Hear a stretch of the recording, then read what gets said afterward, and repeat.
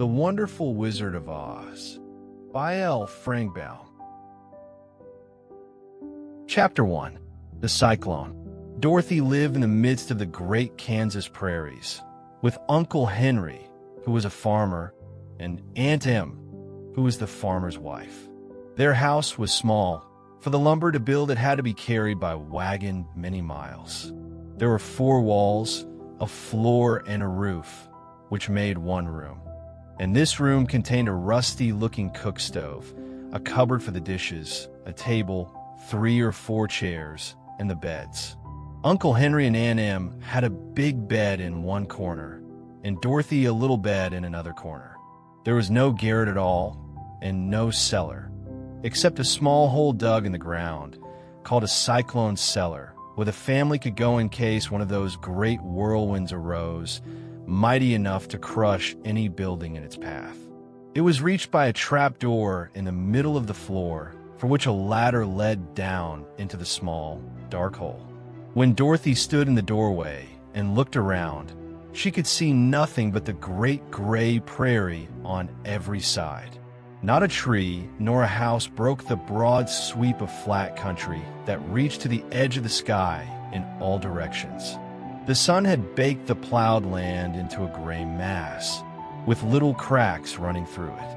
Even the grass was not green, for the sun had burned the tops of the long blades until they were the same gray color to be seen everywhere. Once the house had been painted, but the sun blistered the paint and the rains washed it away, and now the house was as dull and gray as everything else. When Aunt Em came there to live, she was a young, pretty wife. The sun and wind had changed her too. They had taken the sparkle from her eyes and left them a sober gray. They had taken the red from her cheeks and lips, and they were gray also. She was thin and gaunt and never smiled now. When Dorothy, who was an orphan, first came to her, Aunt Em had been so startled by the child's laughter that she would scream and press her hand upon her heart whenever Dorothy's merry voice reached her ears, and she still looked at the little girl with wonder that she could find anything to laugh at. Uncle Henry never laughed.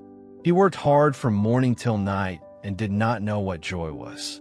He was gray also, from his long beard to his rough boots, and he looked stern and solemn and rarely spoke. It was Toto that made Dorothy laugh and save her from growing as gray as her other surroundings. Toto was not gray. He was a little black dog with long silky hair and small black eyes that twinkled merrily on either side of his funny, wee nose. Toto played all day long, and Dorothy played with him and loved him dearly. Today, however, they were not playing. Uncle Henry sat upon the doorstep and looked anxiously at the sky, which was even grayer than usual. Dorothy stood in the door with Toto in her arms and looked at the sky too. Aunt Em was washing the dishes. From the far north they heard a low wail of the wind, and Uncle Henry and Dorothy could see where the long grass bowed in waves before the coming storm. There now came a sharp whistling in the air from the south, and as they turned their eyes that way, they saw ripples in the grass coming from that direction also. Suddenly, Uncle Henry stood up. "There's a cyclone coming, Em," he called to his wife. "I'll go look after the stock." Then he ran toward the sheds where the cows and horses were kept. Aunt Em dropped her work and came to the door. One glance told her of the danger close at hand. "Quick, Dorothy!" she screamed. "Run for the cellar." Toto jumped out of Dorothy's arms and hid under the bed, and the girl started to get him. Aunt Em, badly frightened, threw open the trap door in the floor and climbed down the ladder into the small, dark hole. Dorothy caught Toto at last and started to follow her aunt. When she was halfway across the room, there came a great shriek from the wind, and the house shook so hard that she lost her footing and sat down suddenly upon the floor. Then a strange thing happened. The house whirled around 2 or 3 times and rose slowly through the air. Dorothy felt as if she were going up in a balloon. The north and south winds met where the house stood and made it the exact center of the cyclone. In the middle of a cyclone, the air is generally still, But the great pressure of the wind on every side of the house raised it up higher and higher, until it was at the very top of the cyclone. And there it remained and was carried miles and miles away, as easily as you could carry a feather. It was very dark, and the wind howled horribly around her, but Dorothy found she was riding quite easily. After the first few whirls around, and one other time when the house tipped badly, she felt as if she were being rocked gently, like a baby in a cradle. Toto did not like it. He ran about the room, now here, now there, barking loudly, but Dorothy sat quite still on the floor and waited to see what would happen. Once Toto got too near the open trapdoor and fell in, and at first the little girl thought she had lost him. But soon she saw one of his ears sticking up through the hole, for the strong pressure of the air was keeping him up so that he could not fall. She crept to the hole, caught Toto by the ear, and dragged him into the room again, afterward closing the trapdoor so that no more accidents could happen. Hour after hour passed away, and slowly Dorothy got over her fright, but she felt quite lonely, and the wind shrieked so loudly all about her that she nearly became deaf. At first she had wondered if she would be dashed to pieces when the house fell again, but as the hours passed and nothing terrible happened, she stopped worrying and resolved to wait calmly and see what the future would bring. At last she crawled over the swaying floor to her bed and lay down upon it, and Toto followed and lay down beside her. In spite of the swaying of the house and the wailing of the wind, Dorothy soon closed her eyes and fell fast asleep. Chapter 2. The Council with the Munchkins. She was awakened by a shock, so sudden and severe that if Dorothy had not been lying on the soft bed, she might have been hurt. As it was, the jar made her catch her breath and wonder what had happened, and Toto put his cold little nose into her face and whined dismally. Dorothy sat up and noticed that the house was not moving, nor was it dark, for the bright sunshine came in at the window, flooding the little room. She sprang from her bed and with Toto at her heels ran and opened the door.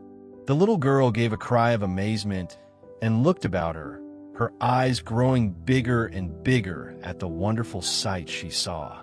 The cyclone had set the house down very gently.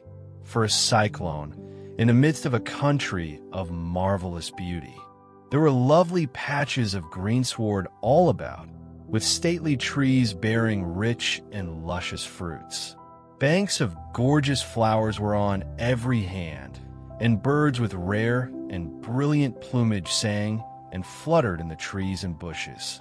A little way off was a small brook, rushing and sparkling along between green banks, and murmuring in a voice very grateful to a little girl who had lived so long on the dry, gray prairies.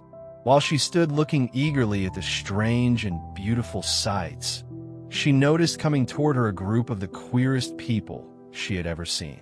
They were not as big as the grown folk she had always been used to, but neither were they very small. In fact, they seemed about as tall as Dorothy, who was a well-grown child for her age, although they were, so far as looks go, many years older. 3 were men and 1 a woman, and all were oddly dressed. They wore round hats that rose to a small point a foot above their heads, with little bells around the brims that tinkled sweetly as they moved. The hats of the men were blue. The little woman's hat was white, and she wore a white gown that hung in pleats from her shoulders. Over it were sprinkled little stars that glistened in the sun like diamonds.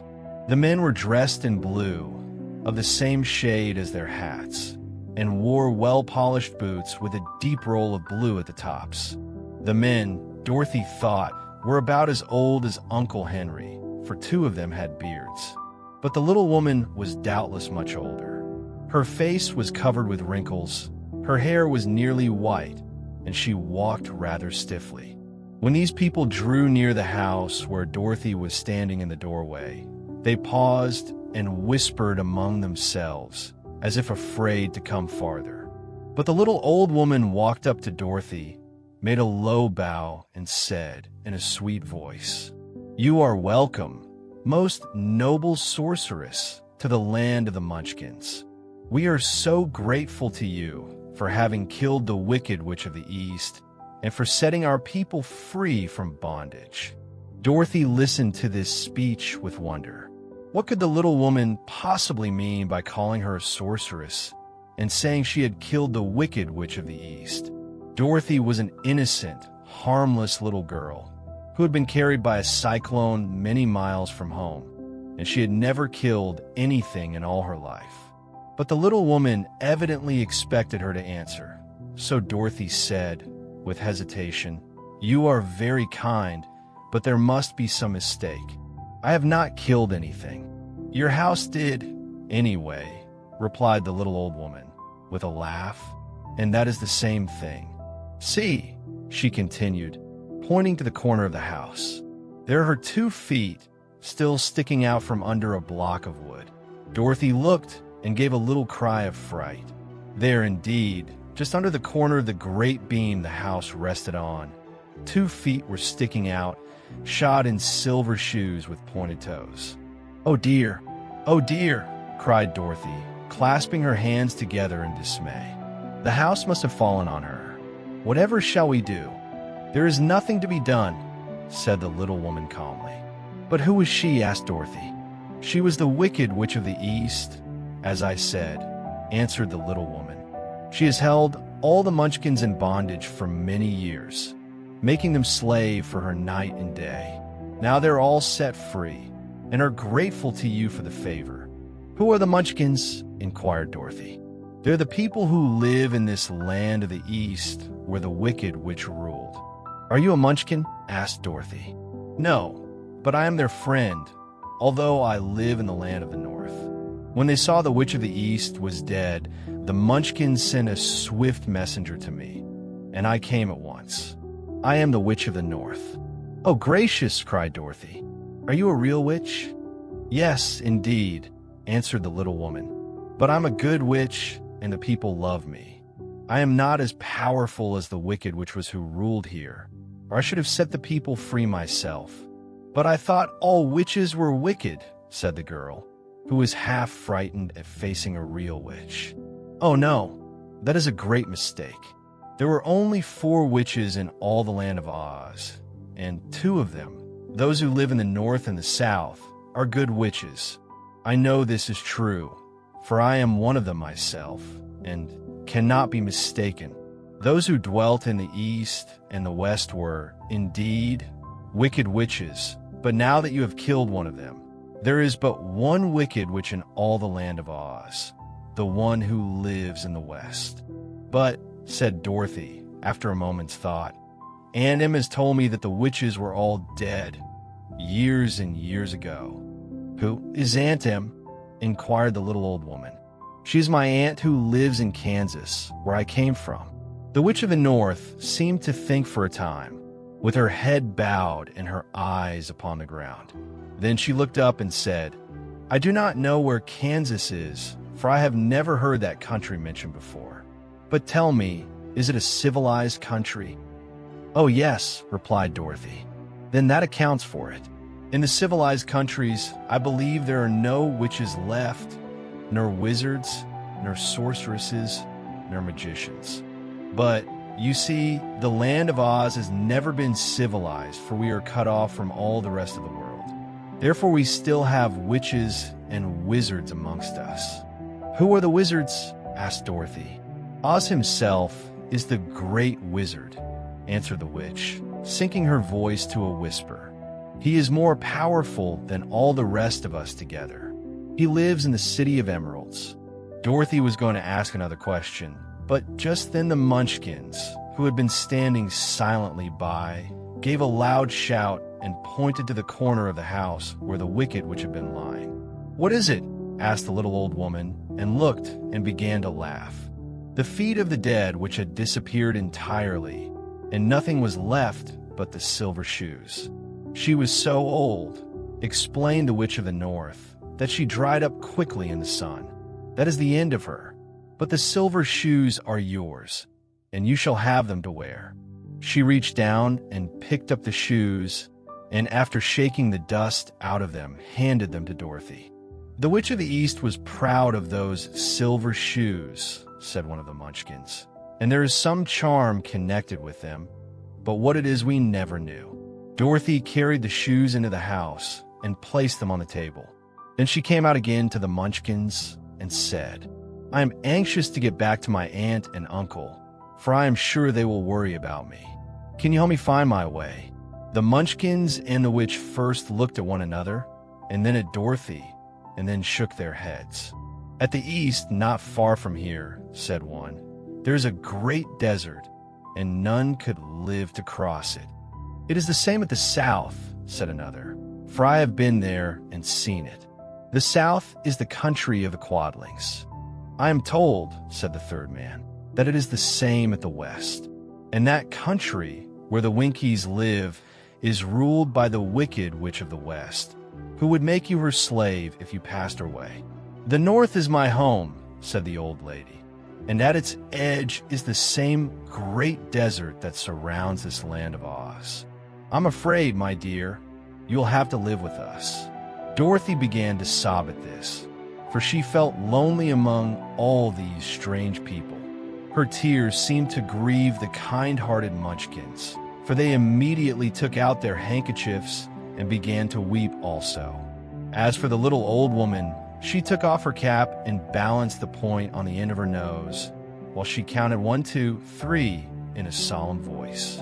At once the cap changed to a slate, on which was written in big, white chalk marks, "Let Dorothy go to the City of Emeralds." The little old woman took the slate from her nose, and having read the words on it, asked, "Is your name Dorothy, my dear?" "Yes," answered the child, looking up and drying her tears. "Then you must go to the City of Emeralds. Perhaps Oz will help you." "Where is this city?" asked Dorothy. "It is exactly in the center of the country, and is ruled by Oz, the great wizard I told you of." "Is he a good man?" inquired the girl anxiously. "He is a good wizard.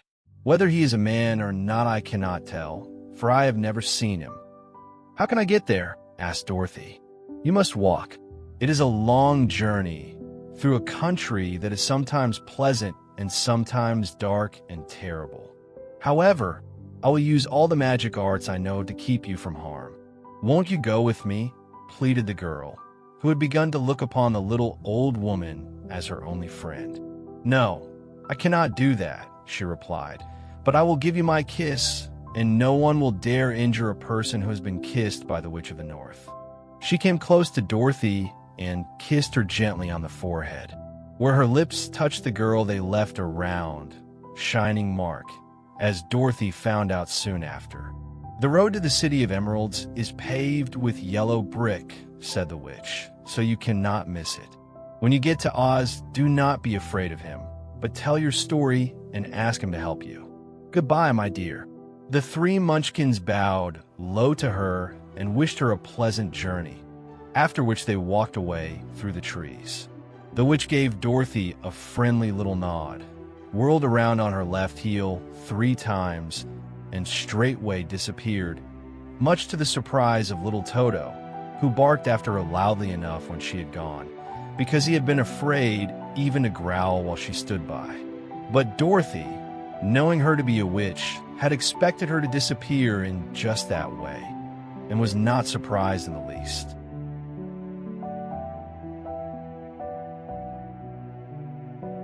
Chapter 3. How Dorothy Saved the Scarecrow.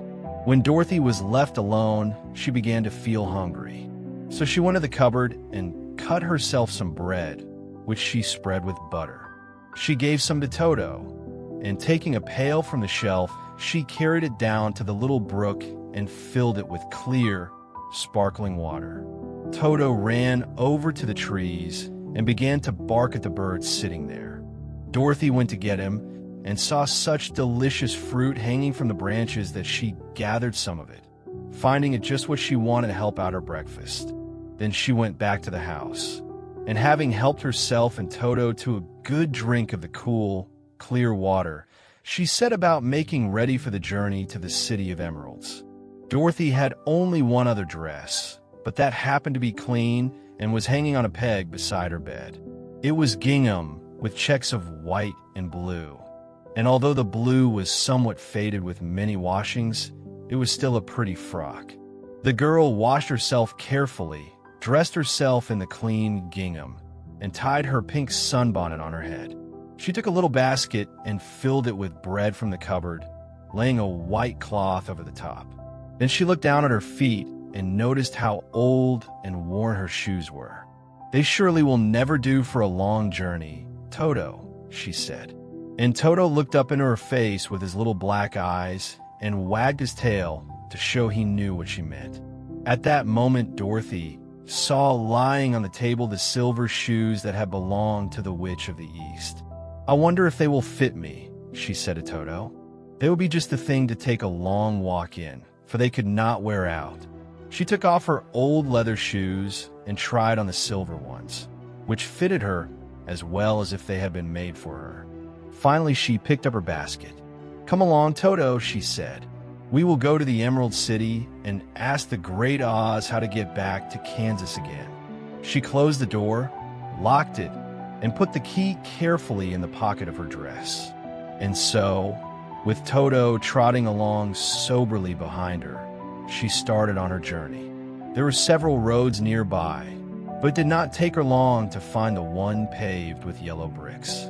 Within a short time, she was walking briskly toward the Emerald City, her silver shoes tinkling merrily on the hard, yellow roadbed.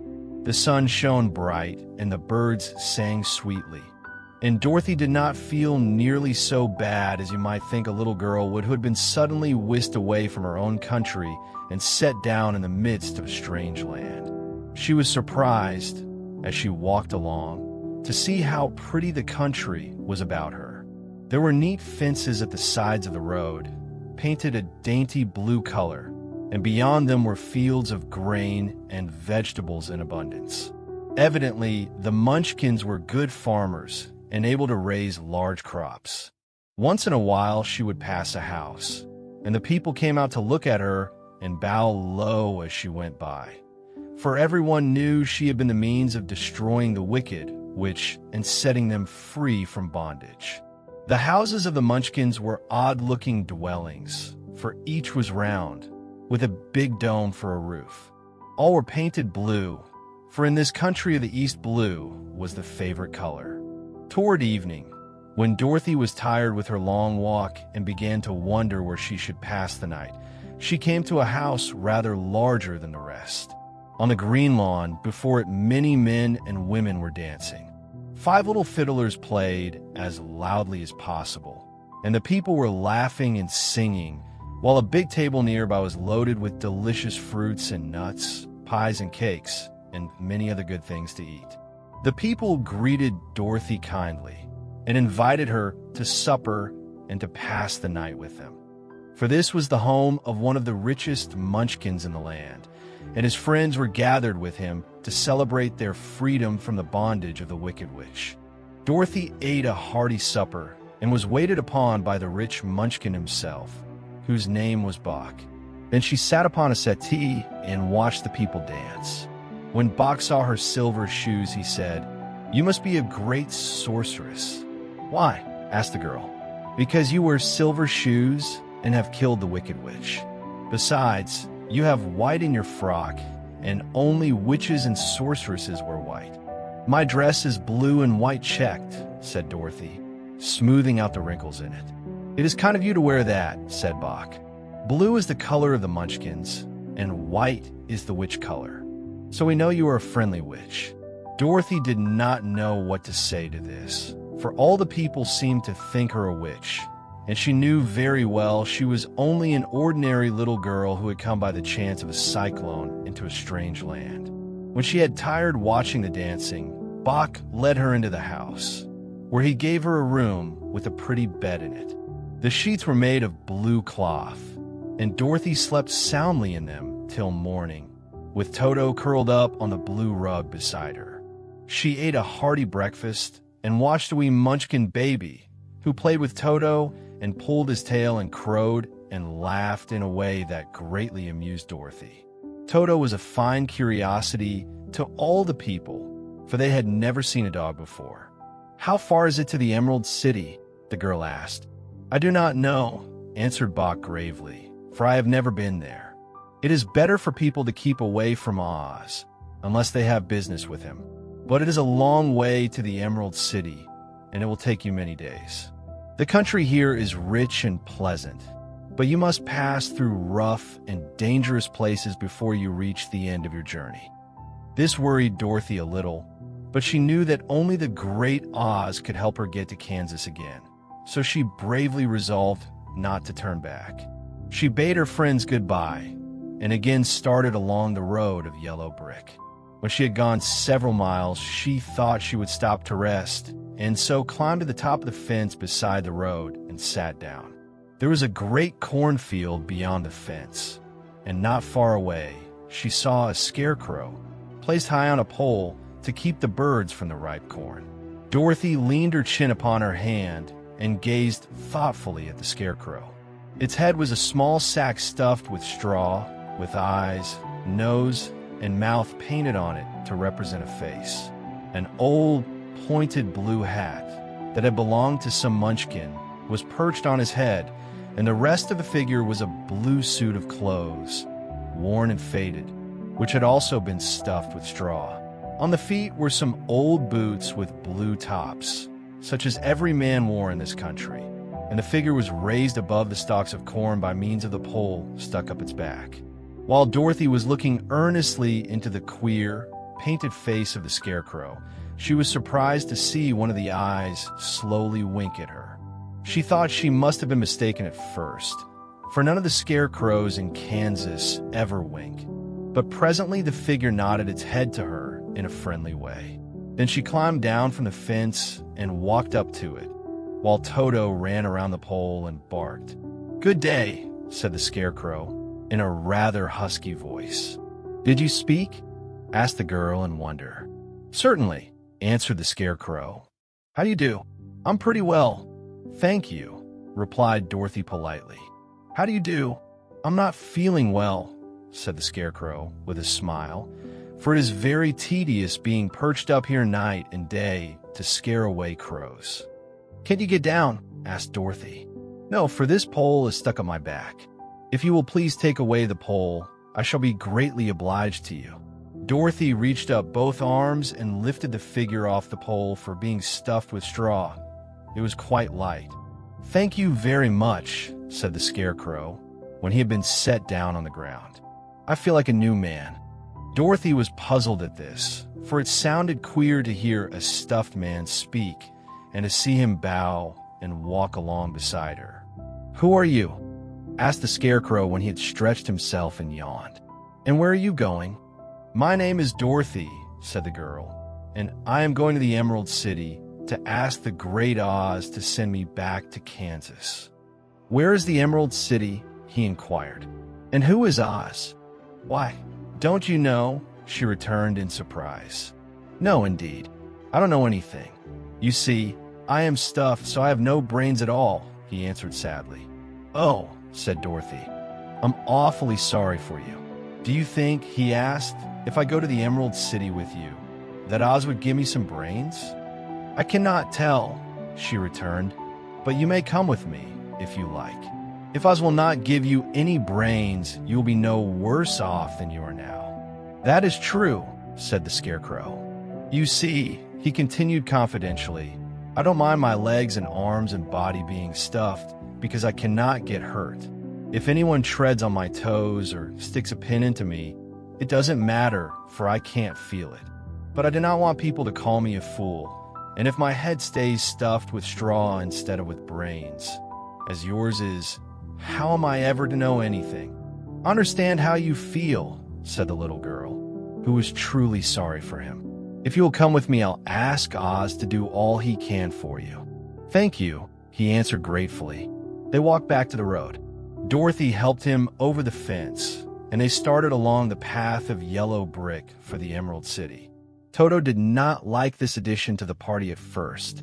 He smelled around the stuffed man as if he suspected there might be a nest of rats in the straw, and he often growled in an unfriendly way at the Scarecrow. "Don't mind Toto," said Dorothy to her new friend. "He never bites." "Oh, I'm not afraid," replied the Scarecrow. "He can't hurt the straw. Do let me carry that basket for you. I shall not mind it, for I can't get tired. I'll tell you a secret," he continued as he walked along. "There is only one thing in the world I am afraid of." "What is that?" asked Dorothy. "The Munchkin farmer who made you." "No," answered the Scarecrow. "It's a lighted match." Chapter 4. The Road Through the Forest. After a few hours, the road began to be rough, and the walking grew so difficult that the Scarecrow often stumbled over the yellow bricks, which were here very uneven. Sometimes, indeed, they were broken or missing altogether, leaving holes that Toto jumped across and Dorothy walked around. As for the Scarecrow, having no brains, he walked straight ahead, and so stepped into the holes and fell at full length on the hard bricks. It never hurt him, however, and Dorothy would pick him up and set him upon his feet again, while he joined her in laughing merrily at his own mishap. The farms were not nearly so well cared for here as they were farther back. There were fewer houses and fewer fruit trees, and the farther they went, the more dismal and lonesome the country became. At noon, they sat down by the roadside, near a little brook, and Dorothy opened her basket and got out some bread. She offered a piece to the Scarecrow, but he refused. "I'm never hungry," he said, "and it is a lucky thing I am not, for my mouth is only painted, and if I should cut a hole in it so I could eat, the straw I am stuffed with would come out, and that would spoil the shape of my head." Dorothy saw at once that this was true, so she only nodded and went on eating her bread. "Tell me something about yourself and the country you came from," said the Scarecrow, when she had finished her dinner. So she told him all about Kansas and how great everything was there, and how the Cyclone had carried her to this queer land of Oz. The Scarecrow listened carefully and said, "I cannot understand why you should wish to leave this beautiful country and go back to the dry, gray place you call Kansas." "That is because you have no brains," answered the girl. "No matter how dreary and gray our homes are, we people of flesh and blood would rather live there than in any other country, be it ever so beautiful. There is no place like home." The Scarecrow sighed. "Of course I cannot understand it," he said. "If your heads were stuffed with straw like mine, you would probably all live in the beautiful places, and in Kansas would have no people at all. It is fortunate for Kansas that you have brains." "Won't you tell me a story while we are resting?" asked the child. The Scarecrow looked at her reproachfully and answered, "My life has been so short that I really know nothing whatever. I was only made day before yesterday. What happened in the world before that time is all unknown to me. Luckily, when the farmer made my head, one of the first things he did was to paint my ears so that I heard what was going on. There was another Munchkin with him, and the first thing I heard was the farmer saying, 'How do you like those ears?' 'They aren't straight,' answered the other. 'Never mind,' said the farmer. 'They are ears just the same,' which was true enough. 'Now I'll make the eyes,' said the farmer. So he painted my right eye, and as soon as it was finished, I found myself looking at him and at everything around me with a great deal of curiosity, for this was my first glimpse of the world. 'That's a rather pretty eye,' remarked the Munchkin who was watching the farmer. 'Blue paint is just the color for eyes. I think I'll make the other a little bigger,' said the farmer. And when the second eye was done, I could see much better than before. Then he made my nose and my mouth. But I did not speak, because at that time I didn't know what a mouth was for. I had the fun of watching them make my body and my arms and legs. And when they fastened on my head, at last, I felt very proud, for I thought I was just as good a man as anyone. 'This fellow will scare the crows fast enough,' said the farmer. 'He looks just like a man.' 'Why, he is a man,' said the other, and I quite agreed with him. The farmer carried me under his arm to the cornfield and set me up on a tall stick where you found me. He and his friends soon after walked away and left me alone. I did not like to be deserted this way, so I tried to walk after them. But my feet would not touch the ground, and I was forced to stay on that pole. It was a lonely life to lead, for I had nothing to think of, having been made such a little while before. Many crows and other birds flew into the cornfield, but as soon as they saw me, they flew away again, thinking I was a Munchkin. And this pleased me and made me feel that I was quite an important person. By an old crow flew near me, and after looking at me carefully, he perched upon my shoulder and said, "I wonder if that farmer thought to fool me in this clumsy manner. Any crow of sense could see that you were only stuffed with straw." Then he hopped down on my feet and ate all the corn he wanted. The other birds, seeing he was not harmed by me, came to eat the corn too, so in a short time there was a great flock of them about me. I felt sad at this, for it showed I was not such a good scarecrow after all. But the old crow comforted me, saying, "If you only had brains in your head, you would be as good a man as any of them, and a better man than some of them." Brains are the only things worth having in this world, no matter whether one is a crow or a man. After the crows had gone, I thought this over and decided I would try hard to get some brains. By good luck, you came along and pulled me off the stake. And from what you say, I'm sure the Great Oz will give me brains as soon as we get to the Emerald City. "I hope so," said Dorothy earnestly, "since you seem anxious to have them." "Oh, yes, I am anxious," returned the Scarecrow. "It is such an uncomfortable feeling to know one is a fool." "Well," said the girl, "let us go." And she handed the basket to the Scarecrow. There were no fences at all by the roadside now, and the land was rough and untilled. Toward evening they came to a great forest, where the trees grew so big and close together that their branches met over the road of yellow brick. It was almost dark under the trees, for the branches shut out the daylight. But the travelers did not stop and went on into the forest. "If this road goes in, it must come out," said the Scarecrow. "And as the Emerald City is at the other end of the road, we must go wherever it leads us." "Anyone would know that," said Dorothy. "Certainly. That is why I know it," returned the Scarecrow. "If it required brains to figure it out, I never should have said it." After an hour or so, the light faded away, and they found themselves stumbling along in the darkness. Dorothy could not see at all, but Toto could, for some dogs see very well in the dark, and the Scarecrow declared he could see as well as by day. So she took hold of his arm and managed to get along fairly well. "If you see any house or any place where we can pass the night," she said, "you must tell me, for it is very uncomfortable walking in the dark." Soon after the Scarecrow stopped. "I see a little cottage at the right of us," he said, "built of logs and branches. Shall we go there?" "Yes, indeed," answered the child. "I'm all tired out."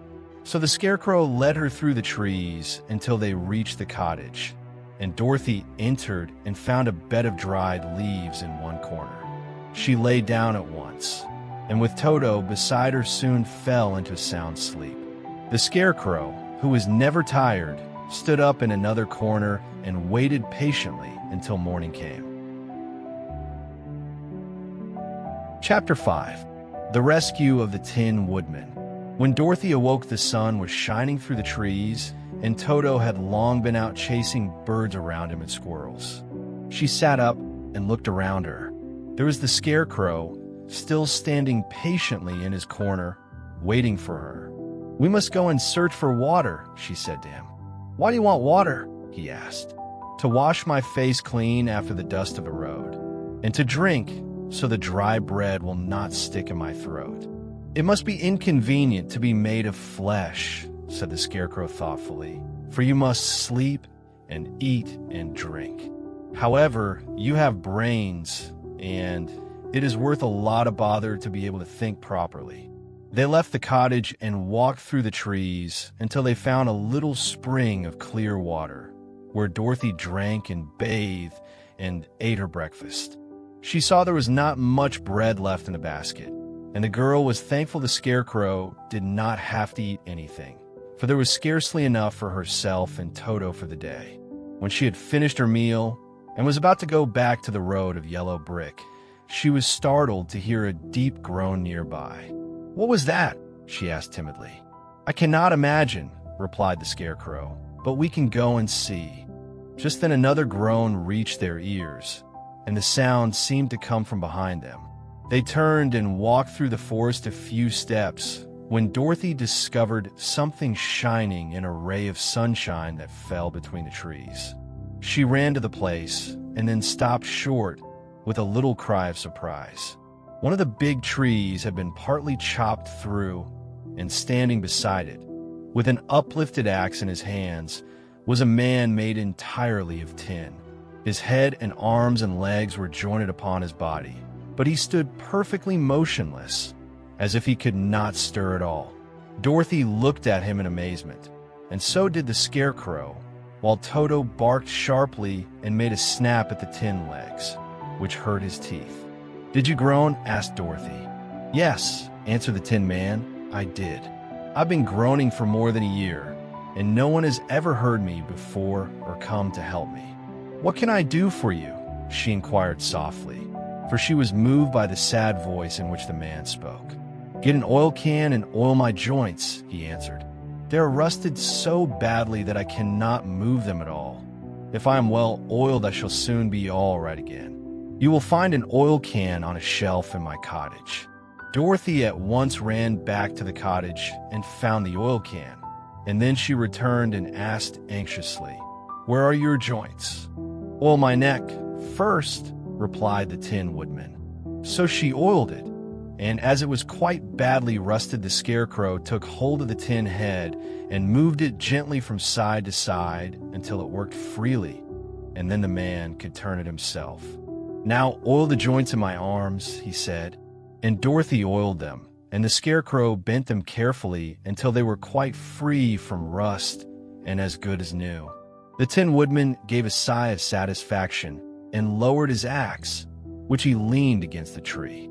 "This is a great comfort," he said. "I've been holding that axe in the air ever since I rusted, and I'm glad to be able to put it down at last. Now, if you will oil the joints of my legs, I shall be all right once more." So they oiled his legs until he could move them freely, and he thanked them again and again for his release, for he seemed a very polite creature and very grateful. "I might have stood there always if you had not come along," he said. "So you have certainly saved my life. How did you happen to be here?" "We are on our way to the Emerald City to see the Great Oz," she answered, "and we stopped at your cottage to pass the night." "Why do you wish to see Oz?" he asked. "I want him to send me back to Kansas, and the Scarecrow wants him to put a few brains into his head," she replied. The Tin Woodman appeared to think deeply for a moment. Then he said, "Do you suppose Oz could give me a heart?" "Why, I guess so," Dorothy answered. "It would be as easy as to give the Scarecrow brains." "True," the Tin Woodman returned.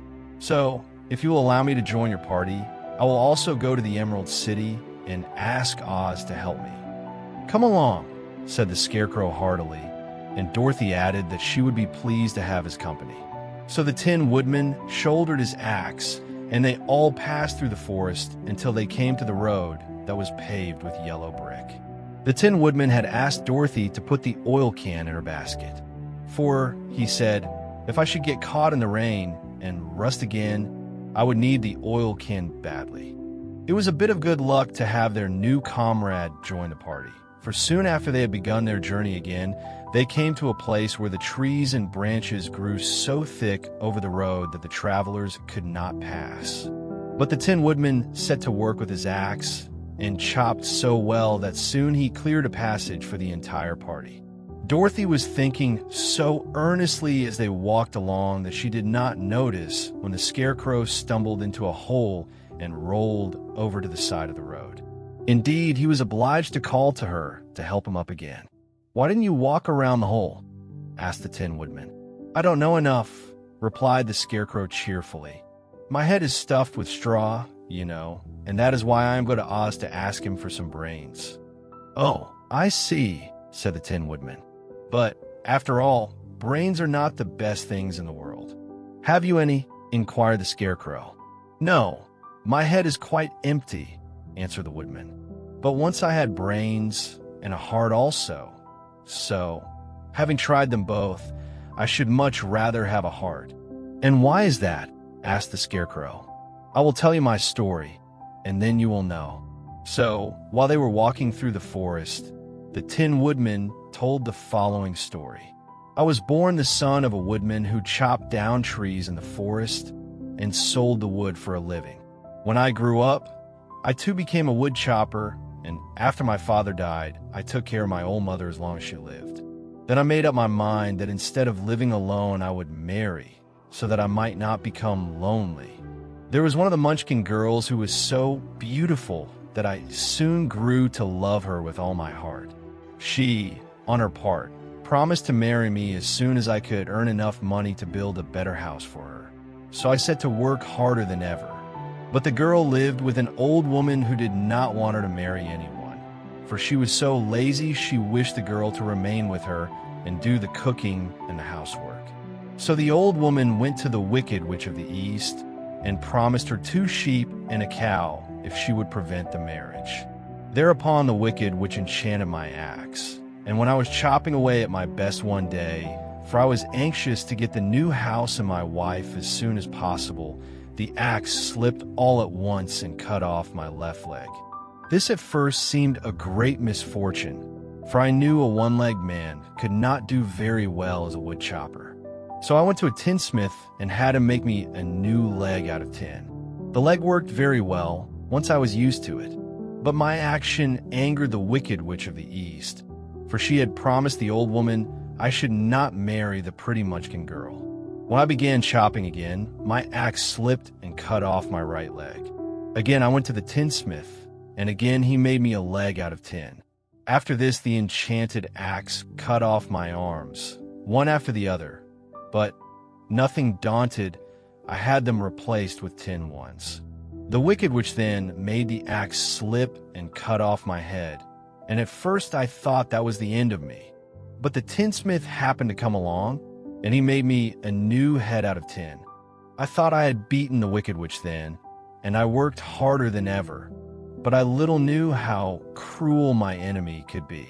She thought of a new way to kill my love for the beautiful Munchkin maiden, and made my axe slip again, so that it cut right through my body, splitting me into 2 halves. Once more the tinsmith came to my help and made me a body of tin, fastening my tin arms and legs and head to it by means of joints so that I could move around as well as ever. But alas, I had now no heart, so that I lost all my love for the Munchkin girl and did not care whether I married her or not. I suppose she is still living with the old woman, waiting for me to come after her. My body shone so brightly in the sun that I felt very proud of it, and it did not matter now if my axe slipped, for it could not cut me. There is only one danger, that my joints would rust, but I kept an oil can in my cottage and took care to oil myself whenever I needed it. However, there came a day when I forgot to do this, and being caught in a rainstorm before I thought of the danger, my joints had rusted, and I was left to stand in the woods until you came to help me. It was a terrible thing to undergo, but during the year I stood there, I had time to think that the greatest loss I had known was the loss of my heart.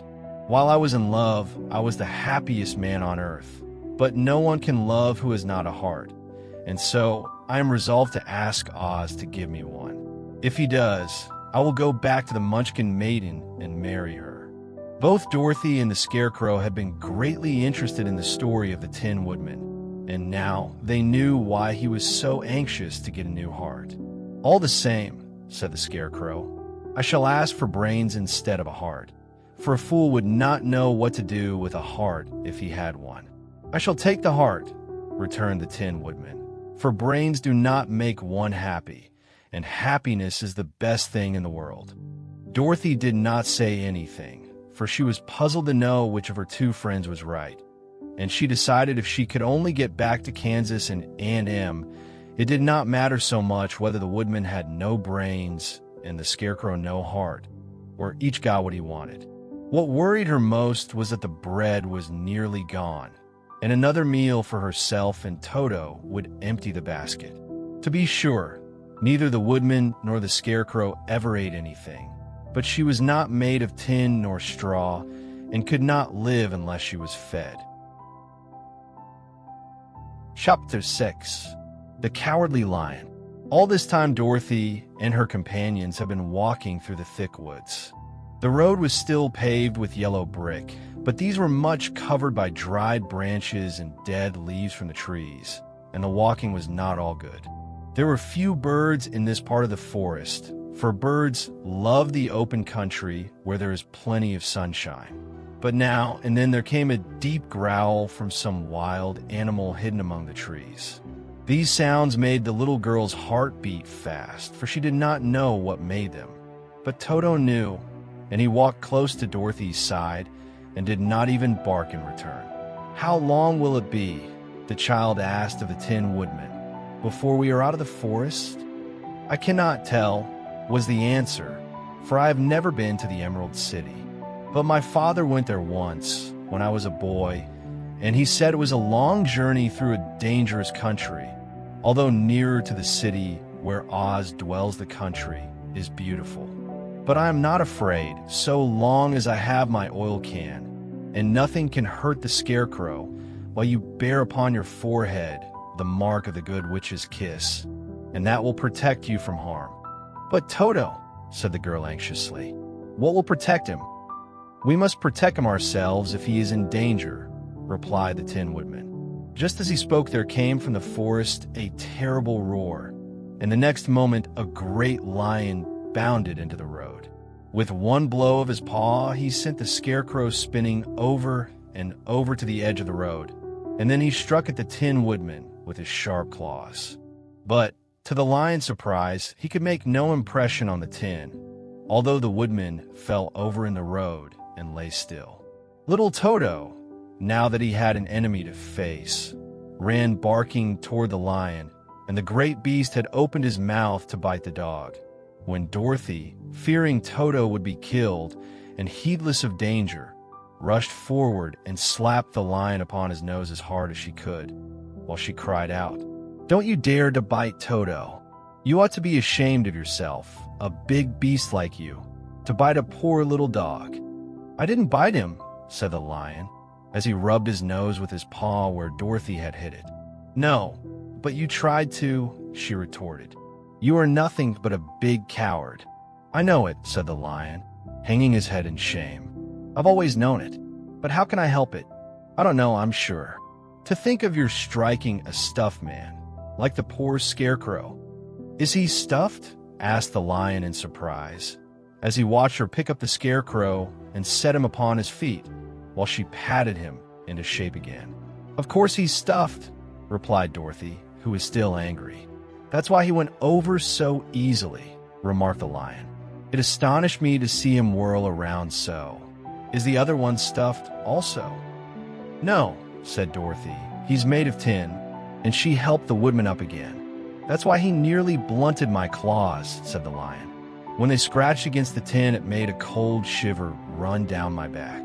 "What is that little animal you are so tender of?" "He is my dog Toto," answered Dorothy. "Is he made of tin or stuffed?" asked the lion. "Neither. He's a meat dog," said the girl. "Oh, he's a curious animal and seems remarkably small, now that I look at him. No one would think of biting such a little thing, except a coward like me," continued the lion sadly. "What makes you a coward?" asked Dorothy, looking at the great beast in wonder, for he was as big as a small horse. "It's a mystery," replied the lion. "I suppose I was born that way. All the other animals in the forest naturally expect me to be brave, for the lion is everywhere thought to be the king of beasts. I learned that if I roared very loudly, every living thing was frightened and got out of my way.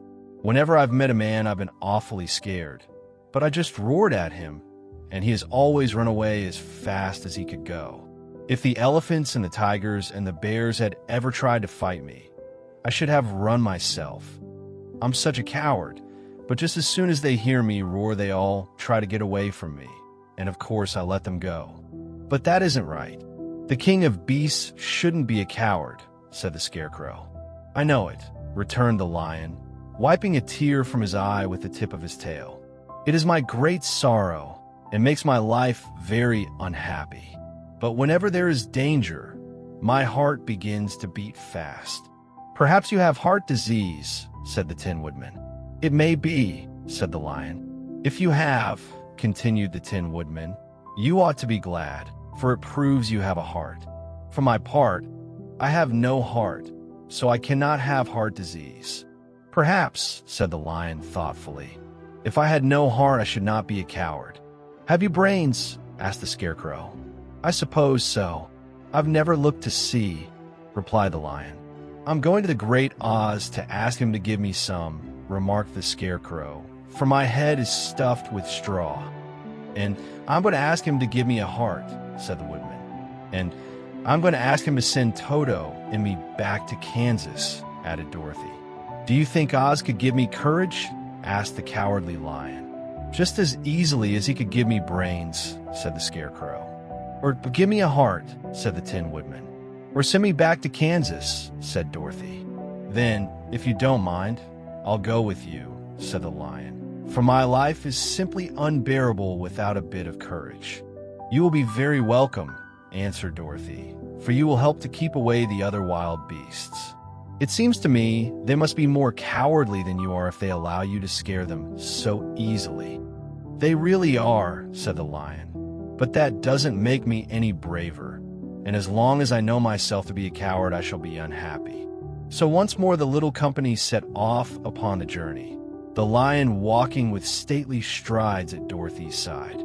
Toto did not approve of this new comrade at first, for he could not forget how nearly he had been crushed between the lion's great jaws.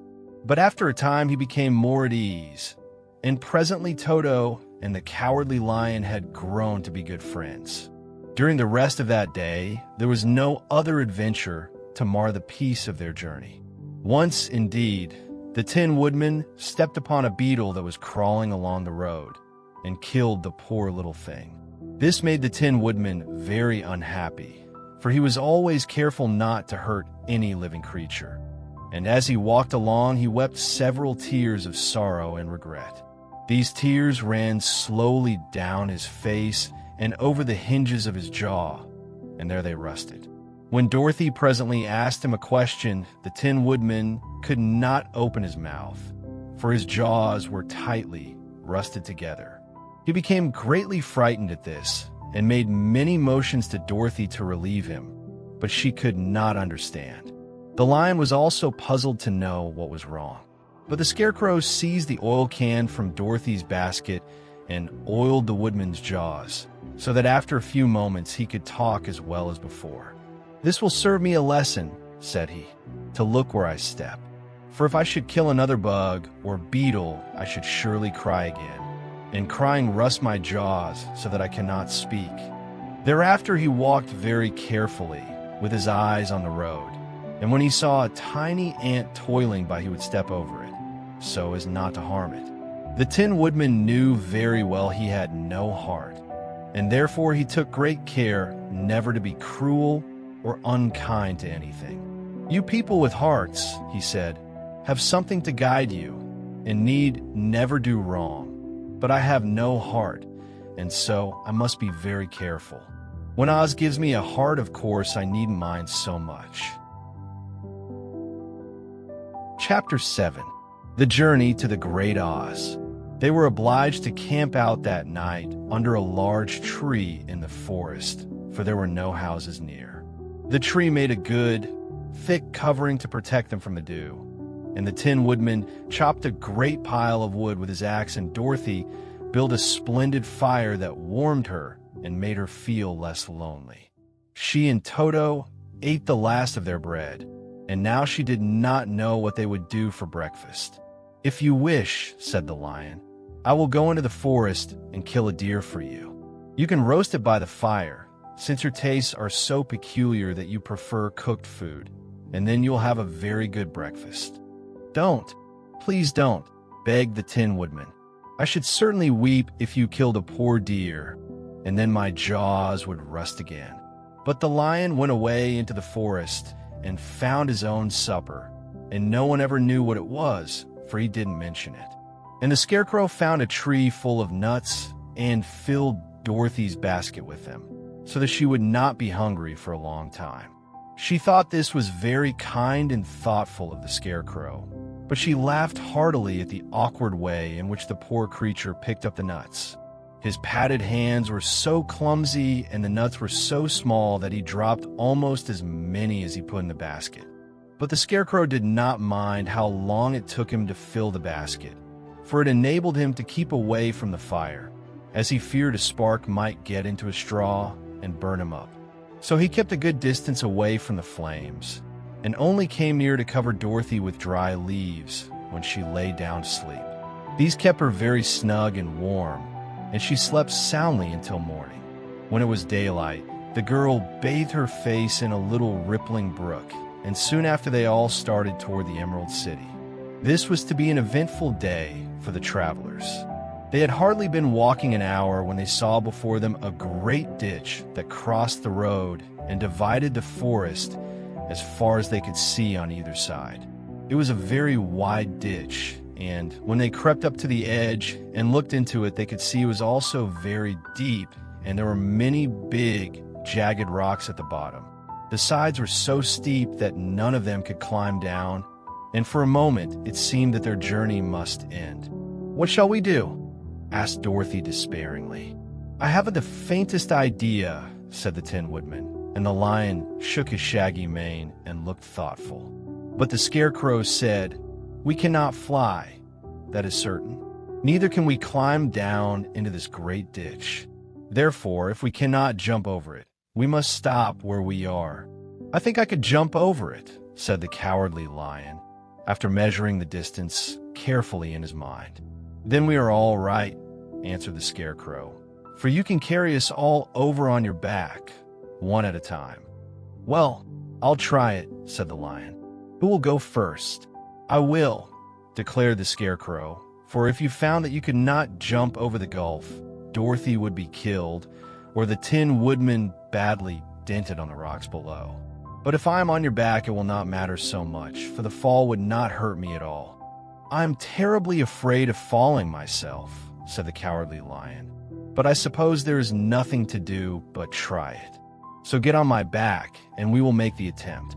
The Scarecrow sat upon the lion's back, and the big beast walked to the edge of the gulf and crouched down. "Why don't you run and jump?" asked the Scarecrow. "Because that isn't the way we lions do these things," he replied.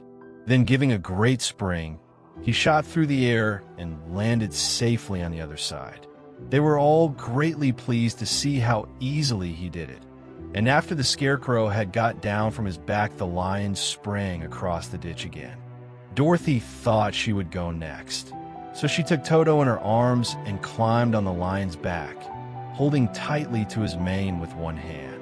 The next moment, it seemed as if she were flying through the air, and then, before she had time to think about it, she was safe on the other side. The lion went back a third time and got the Tin Woodman, and then they all sat down for a few moments to give the beast a chance to rest, for his great leaps had made his breath short, and he panted like a big dog that has been running too long. They found the forest very thick on this side, and it looked dark and gloomy. After the lion had rested, they started along the road of yellow brick, silently wondering, each in his own mind, if ever they would come to the end of the woods and reach the bright sunshine again. To add to their discomfort, they soon heard strange noises in the depths of the forest, and the lion whispered to them that it was in this part of the country that the Kalidas lived. "What are the Kalidas?" asked the girl. "They are monstrous beasts with bodies like bears and heads like tigers," replied the lion, "and with claws so long and sharp that they could tear me in two as easily as I could kill Toto. I'm terribly afraid of the Kalidas." "I'm not surprised that you are," returned Dorothy. "They must be dreadful beasts." The lion was about to reply, when suddenly they came to another gulf across the road. But this one was so broad and deep that the lion knew at once he could not leap across it.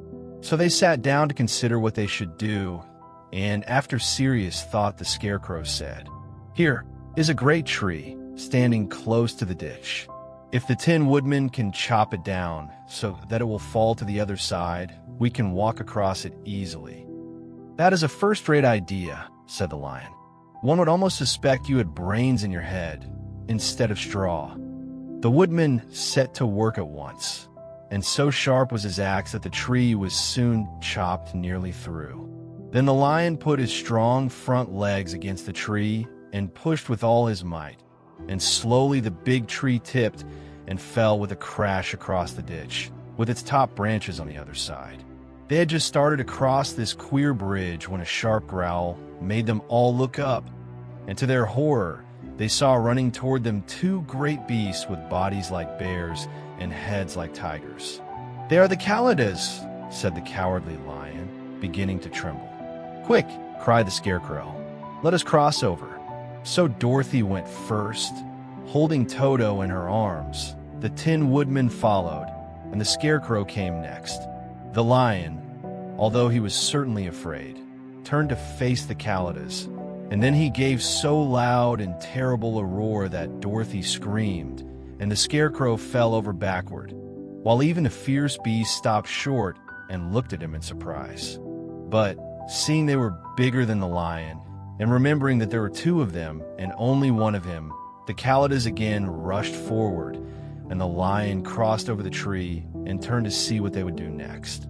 Without stopping an instant, the fierce beasts also began to cross the tree. And the lion said to Dorothy, "We are lost, for they will surely tear us to pieces with their sharp claws.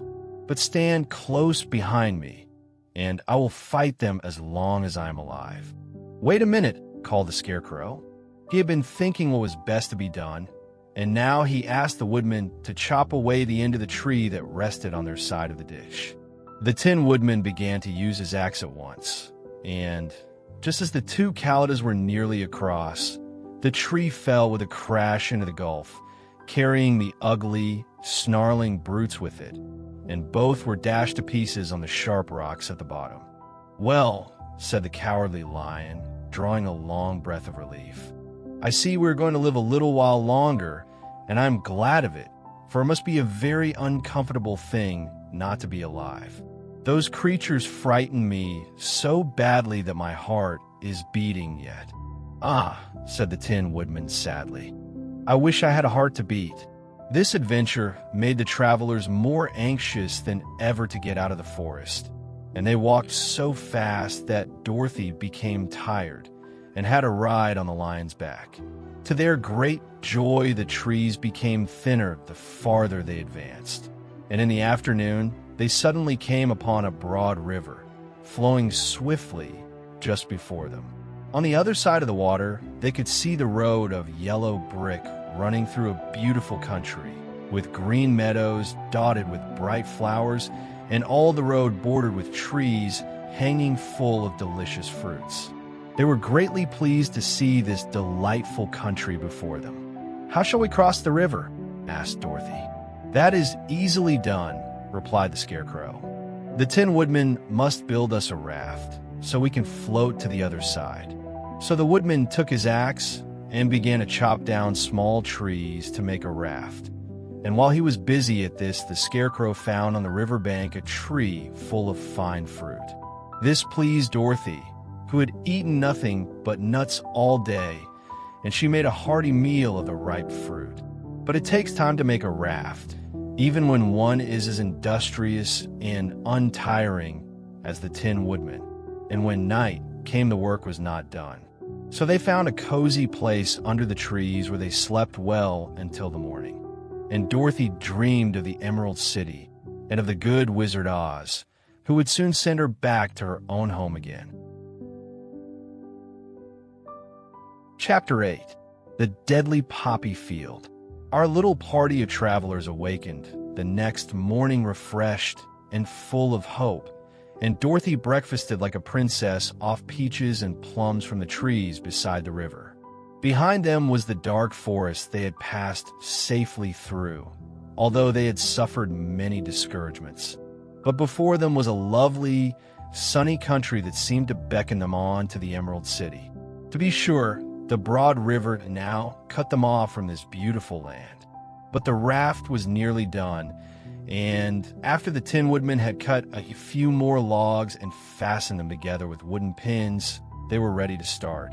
Dorothy sat down in the middle of the raft and held Toto in her arms. When the Cowardly Lion stepped upon the raft, it tipped badly, for he was big and heavy. But the Scarecrow and the Tin Woodman stood upon the other end to steady it, and they had long poles in their hands to push the raft through the water.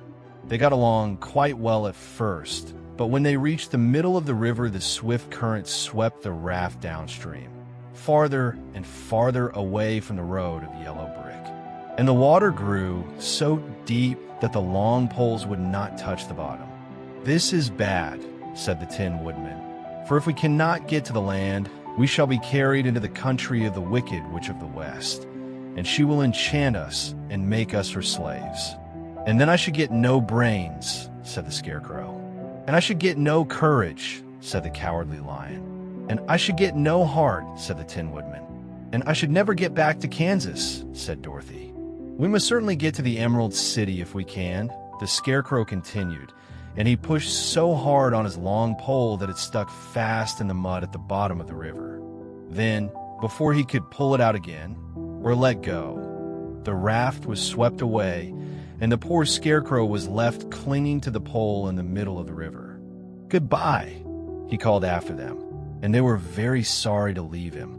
Indeed, the Tin Woodman began to cry, but fortunately remembered that he might rust, and so dried his tears on Dorothy's apron. Of course, this was a bad thing for the Scarecrow. "I am now worse off than when I first met Dorothy," he thought. "Then I was stuck on a pole in a cornfield, where I could make believe scare the crows, at any rate. But surely there is no use for a Scarecrow stuck on a pole in the middle of a river. I am afraid I shall never have any brains, after all." Down the stream, the raft floated, and the poor Scarecrow was left far behind.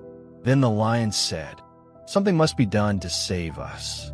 I think I can swim to the shore and pull the raft after me, if you will only hold fast to the tip of my tail." So he sprang into the water, and the Tin Woodman caught fast hold of his tail. Then the lion began to swim with all his might toward the shore. It was hard work, although he was so big, but by and by they were drawn out of the current, and then Dorothy took the Tin Woodman's long pole and helped push the raft to the land. They were all tired out when they reached the shore at last and stepped off upon the pretty green grass. And they also knew that the stream had carried them a long way past the road of yellow brick that led to the Emerald City. "What shall we do now?" asked the Tin Woodman, as the lion lay down on the grass to let the sun dry him. "We must get back to the road, in some way," said Dorothy. "The best plan will be to walk along the riverbank until we come to the road again," remarked the lion. So, when they were rested, Dorothy picked up her basket, and they started along the grassy bank to the road from which the river had carried them. It was a lovely country, with plenty of flowers and fruit trees, and sunshine cheer them. And had they not felt so sorry for the poor Scarecrow, they could have been very happy. They walked along as fast as they could, Dorothy only stopping once to pick a beautiful flower. And after a time, the Tin Woodman cried out, "Look!" Then they all looked at the river and saw the Scarecrow perched upon his pole in the middle of the water, looking very lonely and sad. "What can we do to save him?" asked Dorothy. The lion and the woodman both shook their heads, for they did not know. So they sat down upon the bank and gazed wistfully at the Scarecrow until a stork flew by, who, upon seeing them, stopped to rest at the water's edge.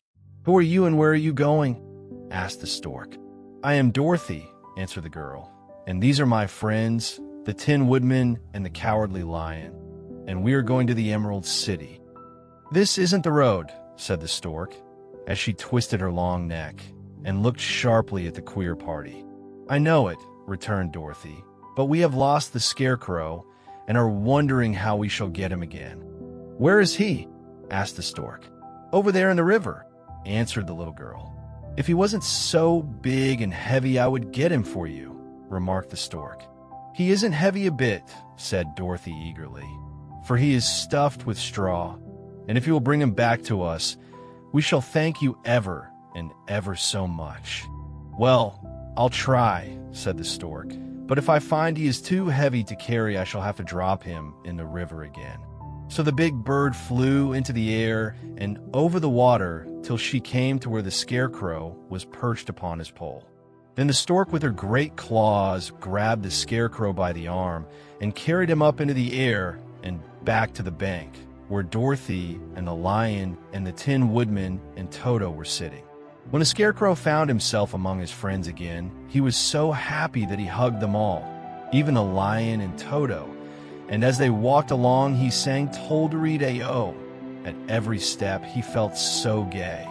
"I was afraid I should have to stay in the river forever," he said, "but the kind stork saved me, and if I ever get any brains, I shall find the stork again and do her some kindness in return."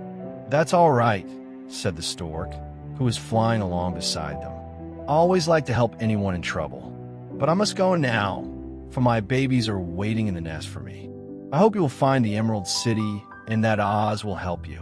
"Thank you," replied Dorothy, and then the kind stork flew into the air and was soon out of sight. They walked along listening to the singing of the brightly colored birds and looking at the lovely flowers, which now became so thick that the ground was carpeted with them.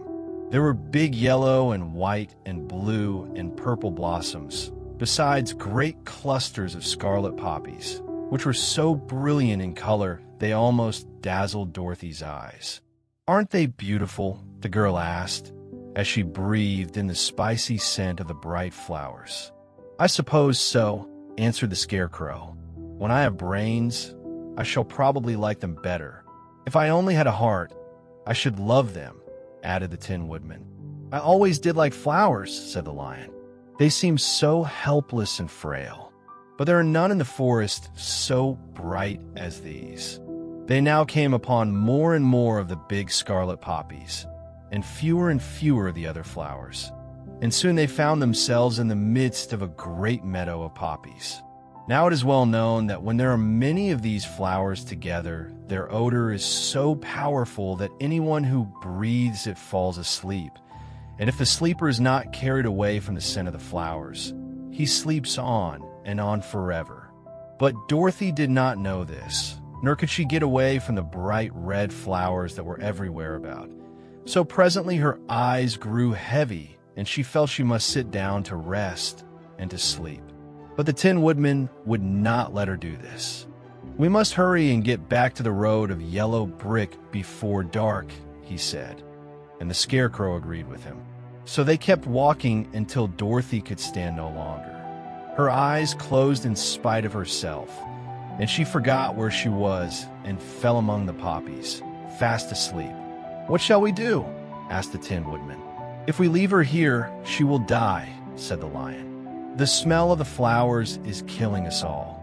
I myself can scarcely keep my eyes open, and the dog is asleep already."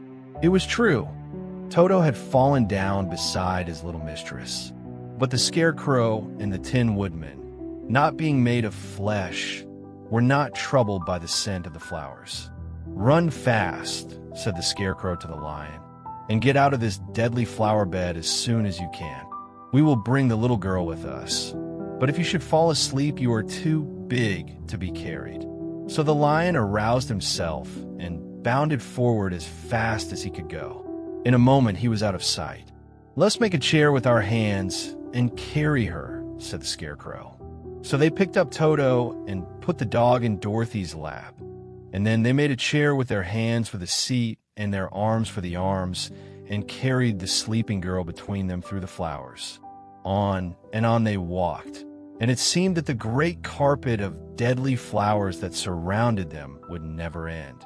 They followed the bend of the river, and at last came upon their friend the lion, lying fast asleep among the poppies. The flowers had been too strong for the huge beast, and he had given up at last, and fallen only a short distance from the end of the poppy bed, where the sweet grass spread in beautiful green fields before them. "We can do nothing for him," said the Tin Woodman, sadly, "for he is much too heavy to lift. We must leave him here to sleep on forever, and perhaps he will dream that he has found courage at last." "I'm sorry," said the Scarecrow. "The lion was a very good comrade for one so cowardly. But let us go on." They carried the sleeping girl to a pretty spot beside the river, far enough from the poppy field to prevent her breathing any more of the poison of the flowers, and here they laid her gently on the soft grass and waited for the fresh breeze to waken her. Chapter 9. The Queen of the Field Mice. "We cannot be far from the road of yellow brick now," remarked the Scarecrow as he stood beside the girl, "for we have come nearly as far as the river carried us away." The Tin Woodman was about to reply when he heard a low growl, and turning his head, which worked beautifully on hinges, he saw a strange beast come bounding over the grass toward them. It was, indeed, a great yellow wildcat, and the Woodman thought it must be chasing something, for its ears were lying close to its head and its mouth was wide open, showing 2 rows of ugly teeth, while its red eyes glowed like balls of fire. As it came nearer, the Tin Woodman saw that running before the beast was a little gray field mouse, and although he had no heart, he knew it was wrong for the wildcat to try to kill such a pretty, harmless creature. So the Woodman raised his axe, and as the wildcat ran by, he gave it a quick blow that cut the beast's head clean off from its body, and it rolled over at his feet in 2 pieces. The field mouse, now that it was freed from its enemy, stopped short, and coming slowly up to the Woodman, it said, in a squeaky little voice, "Oh, thank you. Thank you ever so much for saving my life." "Don't speak of it, I beg of you," replied the Woodman. "I have no heart, you know, so I am careful to help all those who may need a friend, even if it happens to be only a mouse." "Only a mouse," cried the little animal indignantly. "Why, I am a queen, the queen of all the field mice." "Oh, indeed," said the Woodman, making a bow. "Therefore you have done a great deed, as well as a brave one, in saving my life," added the queen. At that moment, several mice were seen running up as fast as their little legs could carry them, and when they saw their queen, they exclaimed, "Oh, your Majesty, we thought you would be killed. How did you manage to escape the great wildcat?" They all bowed so low to the little queen that they almost stood upon their heads. "This funny tin man," she answered, "killed the wildcat and saved my life.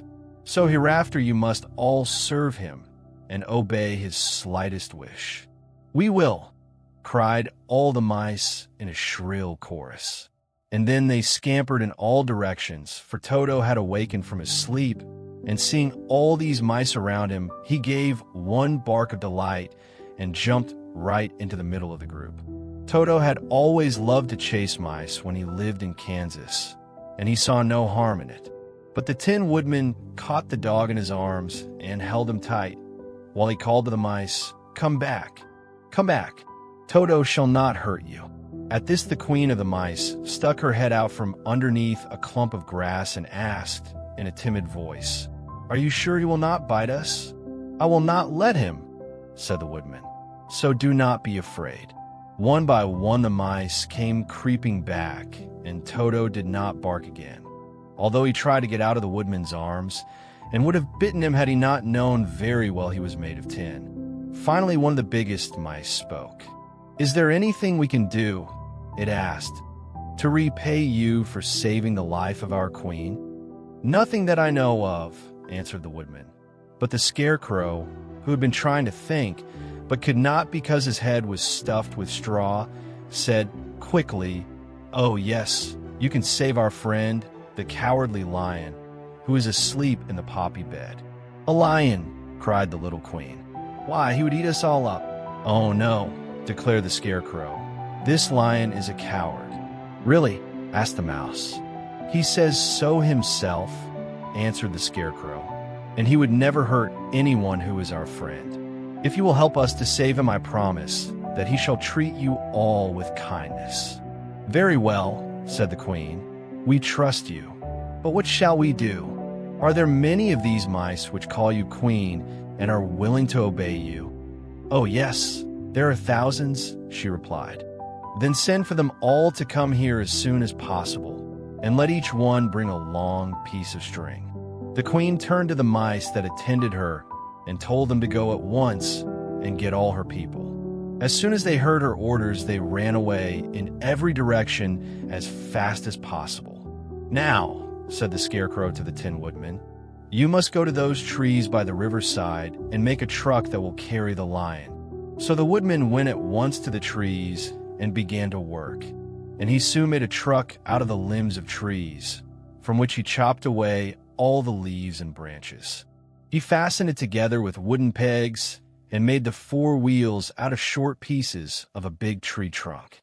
So fast and so well did he work that by the time the mice began to arrive, the truck was all ready for them. They came from all directions, and there were thousands of them, big mice and little mice and middle-sized mice, and each one brought a piece of string in his mouth. It was about this time that Dorothy woke from her long sleep and opened her eyes. She was greatly astonished to find herself lying upon the grass, with thousands of mice standing around and looking at her timidly. But the Scarecrow told her about everything, and turning to the dignified little mouse, he said, "Permit me to introduce to you Her Majesty, the Queen." Dorothy nodded gravely, and the Queen made a curtsy, after which she became quite friendly with the little girl. The Scarecrow and the Woodman now began to fasten the mice to the truck, using the strings they had brought. One end of a string was tied around the neck of each mouse, and the other end to the truck. Of course, the truck was 1,000 times bigger than any of the mice who were drawn. But when all the mice had been harnessed, they were able to pull it quite easily.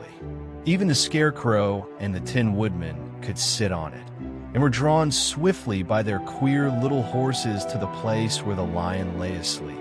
After a great deal of hard work, for the lion was heavy, they managed to get him up on the truck. Then the queen hurriedly gave her people the order to start, for she feared if the mice stayed among the poppies too long, they also would fall asleep.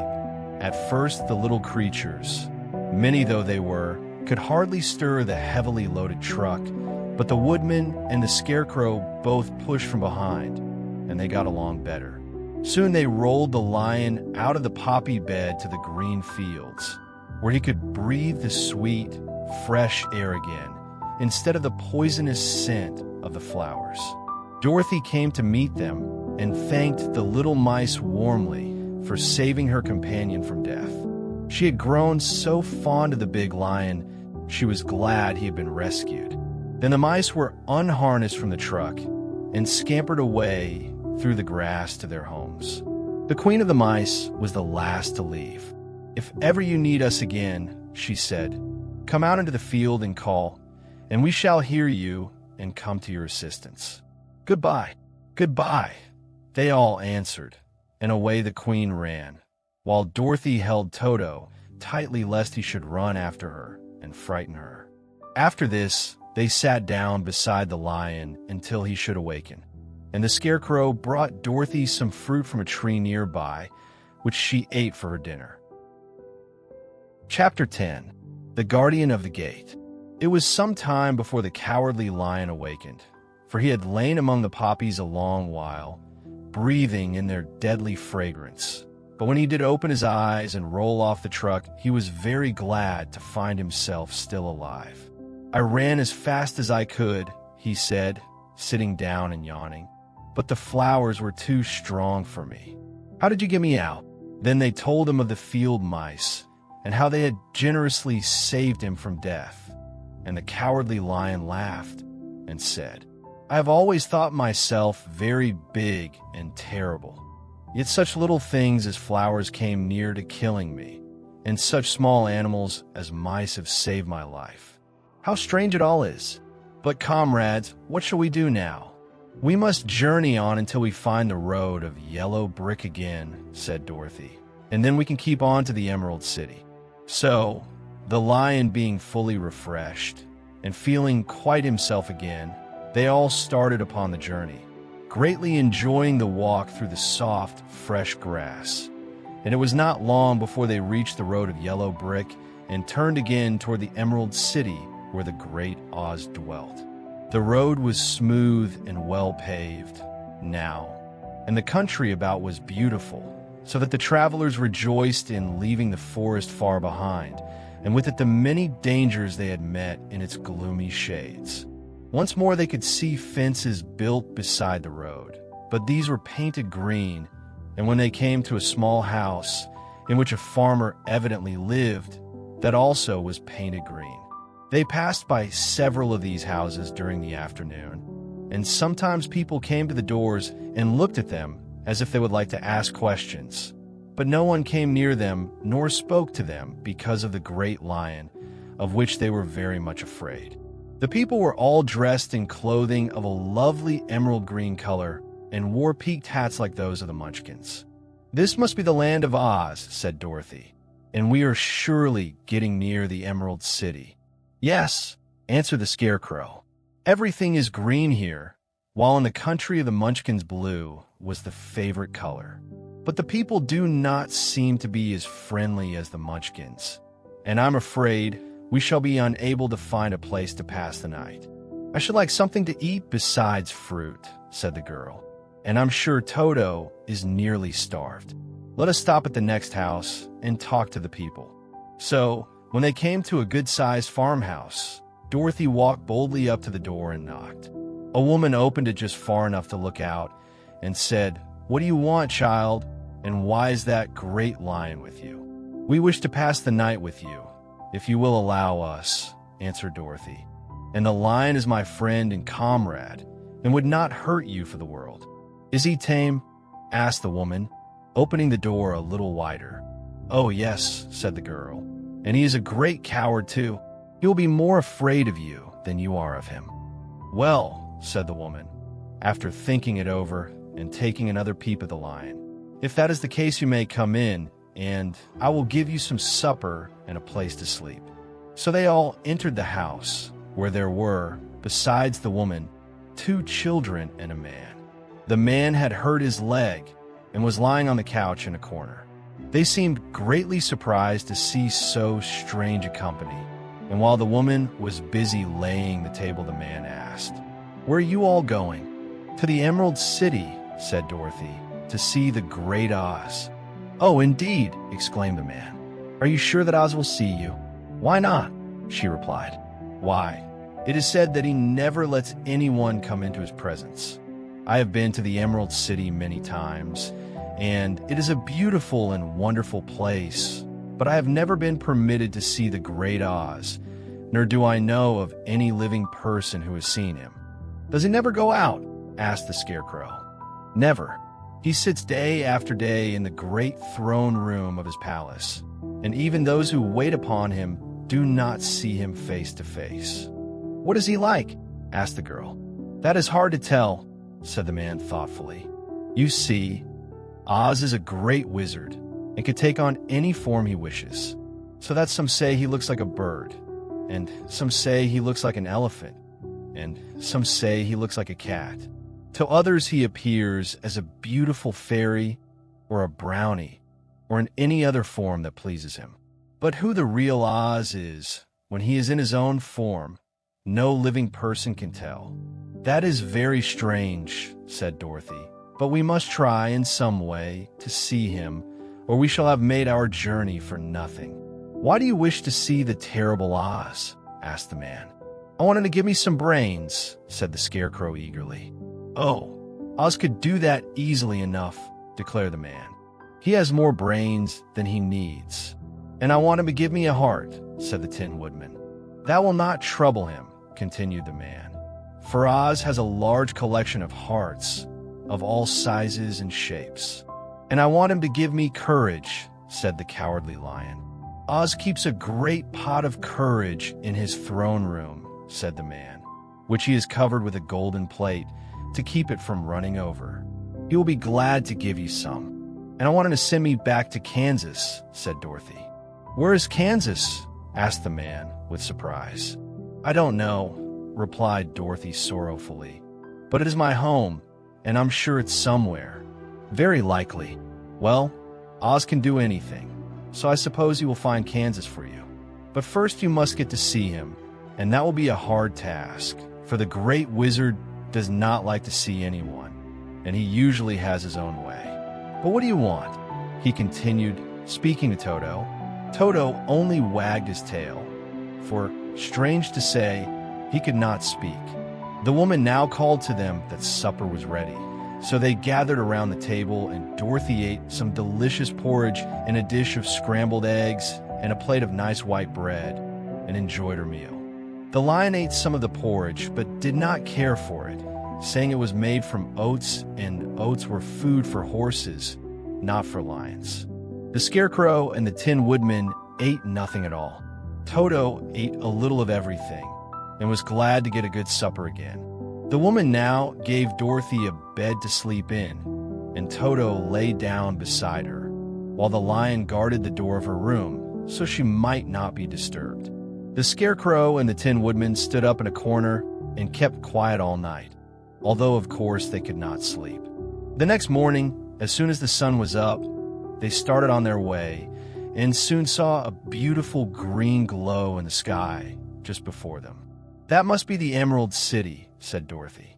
As they walked on, the green glow became brighter and brighter, and it seemed that at last they were nearing the end of their travels.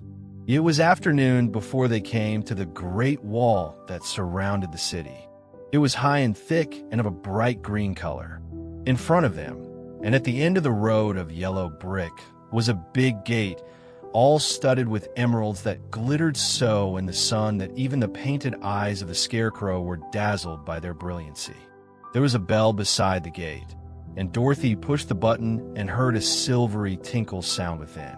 Then the big gate swung slowly open, and they all passed through and found themselves in a high-arched room, the walls of which glistened with countless emeralds. Before them stood a little man about the same size as the Munchkins. He was clothed all in green, from his head to his feet, and even his skin was of a greenish tint. At his side was a large green box. When he saw Dorothy and her companions, the man asked, "What do you wish in the Emerald City?" "We came here to see the Great Oz," said Dorothy. The man was so surprised at this answer that he sat down to think it over. "It has been many years since anyone asked me to see Oz," he said, shaking his head in perplexity. "He is powerful and terrible, and if you come on an idle or foolish errand to bother the wise reflections of the great wizard, he might be angry and destroy you all in an instant. But it is not a foolish errand, nor an idle one," replied the Scarecrow. "It is important, and we have been told that Oz is a good wizard." "So he is," said the Green Man, "and he rules the Emerald City wisely and well. But to those who are not honest, or who approach him from curiosity, he is most terrible, and few have ever dared ask to see his face. I am the guardian of the gates, and since you demand to see the great Oz, I must take you to his palace. But first you must put on the spectacles." "Why?" asked Dorothy. "Because if you did not wear spectacles, the brightness and glory of the Emerald City would blind you. Even those who live in the city must wear spectacles night and day. They are all locked on, for Oz so ordered it when the city was first built, and I have the only key that will unlock them." He opened the big box, and Dorothy saw that it was filled with spectacles of every size and shape. All of them had green glasses in them. The guardian of the gates found a pair that would just fit Dorothy and put them over her eyes. There were 2 golden bands fastened to them that passed around the back of her head, where they were locked together by a little key that was at the end of a chain the guardian of the gates wore around his neck. When they were on, Dorothy could not take them off had she wished, but of course she did not wish to be blinded by the glare of the Emerald City, so she said nothing. Then the Green Man fitted spectacles for the Scarecrow and the Tin Woodman and the Lion, and even on little Toto, and all were locked fast with the key. Then the Guardian of the Gates put on his own glasses and told them he was ready to show them to the palace. Taking a big golden key from a peg on the wall, he opened another gate, and they all followed him through the portal into the streets of the Emerald City.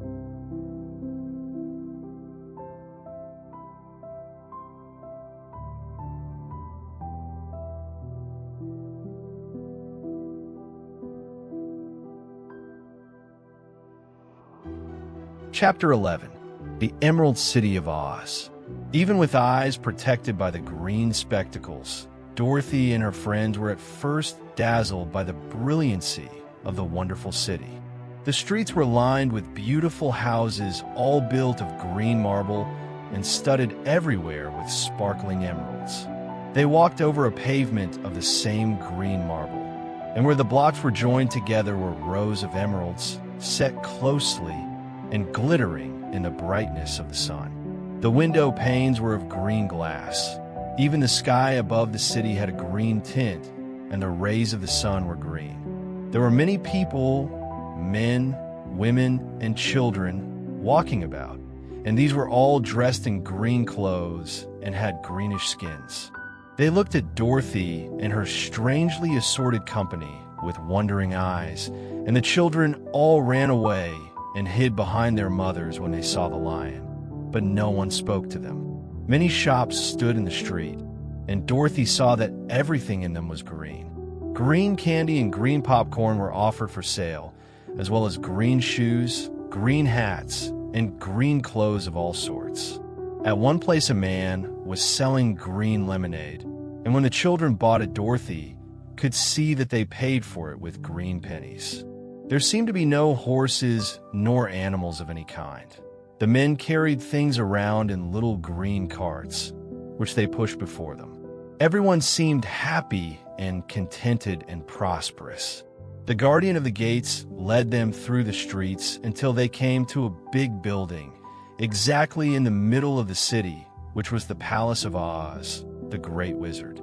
There was a soldier before the door, dressed in a green uniform and wearing a long green beard. "Here are strangers," said the Guardian of the Gates to him, "and they demand to see the Great Oz." "Step inside," answered the soldier, "and I will carry your message to him." So they passed through the palace gates and were led into a big room with a green carpet and lovely green furniture set with emeralds. The soldier made them all wipe their feet upon a green mat before entering this room. And when they were seated, he said politely, "Please make yourselves comfortable while I go to the door of the throne room and tell Oz you are here." They had to wait a long time before the soldier returned. When at last he came back, Dorothy asked, "Have you seen Oz?" "Oh no," returned the soldier. "I have never seen him, but I spoke to him as he sat behind a screen and gave him your message. He said he will grant you an audience, if you so desire. But each one of you must enter his presence alone, and he will admit but one each day. Therefore, as you must remain in the palace for several days, I will have you shown to rooms where you may rest in comfort after your journey." "Thank you," replied the girl. "That is very kind of Oz." The soldier now blew upon a green whistle, and at once a young girl, dressed in a pretty green silk gown, entered the room. She had lovely green hair and green eyes, and she bowed low before Dorothy as she said, "Follow me, and I will show you your room." So Dorothy said goodbye to all her friends except Toto, and taking the dog in her arms, followed the green girl through 7 passages and up 3 flights of stairs until they came to a room at the front of the palace. It was the sweetest little room in the world, with a soft, comfortable bed that had sheets of green silk and a green velvet counterpane.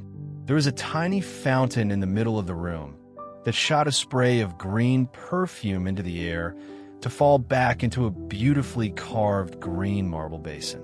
Beautiful green flowers stood in the windows, and there was a shelf with a row of little green books. When Dorothy had time to open these books, she found them full of queer green pictures that made her laugh. They were so funny. In a wardrobe were many green dresses, made of silk and satin and velvet, and all of them fitted Dorothy exactly. "Make yourself perfectly at home," said the green girl, "and if you wish for anything, ring the bell. Oz will send for you tomorrow morning."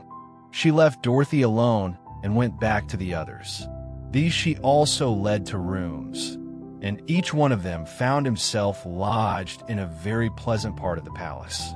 Of course, this politeness was wasted on the Scarecrow, for when he found himself alone in his room, he stood stupidly in one spot, just within the doorway, to wait till morning. It would not rest him to lie down, and he could not close his eyes. So he remained all night staring at a little spider which was weaving its web in a corner of the room, just as if it were not one of the most wonderful rooms in the world. The Tin Woodman lay down on his bed from force of habit, for he remembered when he was made of flesh. But not being able to sleep, he passed the night moving his joints up and down to make sure they kept in good working order. The lion would have preferred a bed of dried leaves in the forest, and did not like being shut up in a room. But he had too much sense to let this worry him. So he sprang upon the bed and rolled himself up like a cat and purred himself asleep in a minute. The next morning, after breakfast, the Green Maiden came to fetch Dorothy, and she dressed her in one of the prettiest gowns, made of green brocaded satin. Dorothy put on a green silk apron and tied a green ribbon around Toto's neck, and they started for the throne room of the Great Oz. First they came to a great hall in which were many ladies and gentlemen of the court, all dressed in rich costumes. These people had nothing to do but talk to each other, but they always came to wait outside the throne room every morning, although they were never permitted to see Oz. As Dorothy entered, they looked at her curiously, and one of them whispered, "Are you really going to look upon the face of Oz the Terrible?" "Of course," answered the girl, "if he will see me." "Oh, he will see you," said the soldier who had taken her message to the wizard, although he does not like to have people ask to see him. Indeed, at first he was angry and said I should send you back where you came from. Then he asked me what you looked like, and when I mentioned your silver shoes, he was very much interested. At last I told him about the mark upon your forehead, and he decided he would admit you to his presence. Just then a bell rang, and the green girl said to Dorothy, "That is the signal. You must go into the throne room alone." She opened a little door, and Dorothy walked boldly through and found herself in a wonderful place. It was a big, round room with a high arched roof, and the walls and ceiling and floor were covered with large emeralds set closely together. In the center of the roof was a great light, as bright as the sun, which made the emeralds sparkle in a wonderful manner. But what interested Dorothy most was the big throne of green marble that stood in the middle of the room. It was shaped like a chair and sparkled with gems, as did everything else. In the center of the chair was an enormous head, without a body to support it, or any arms or legs whatever. There was no hair upon this head, but it had eyes and a nose and mouth, and was much bigger than the head of the biggest giant.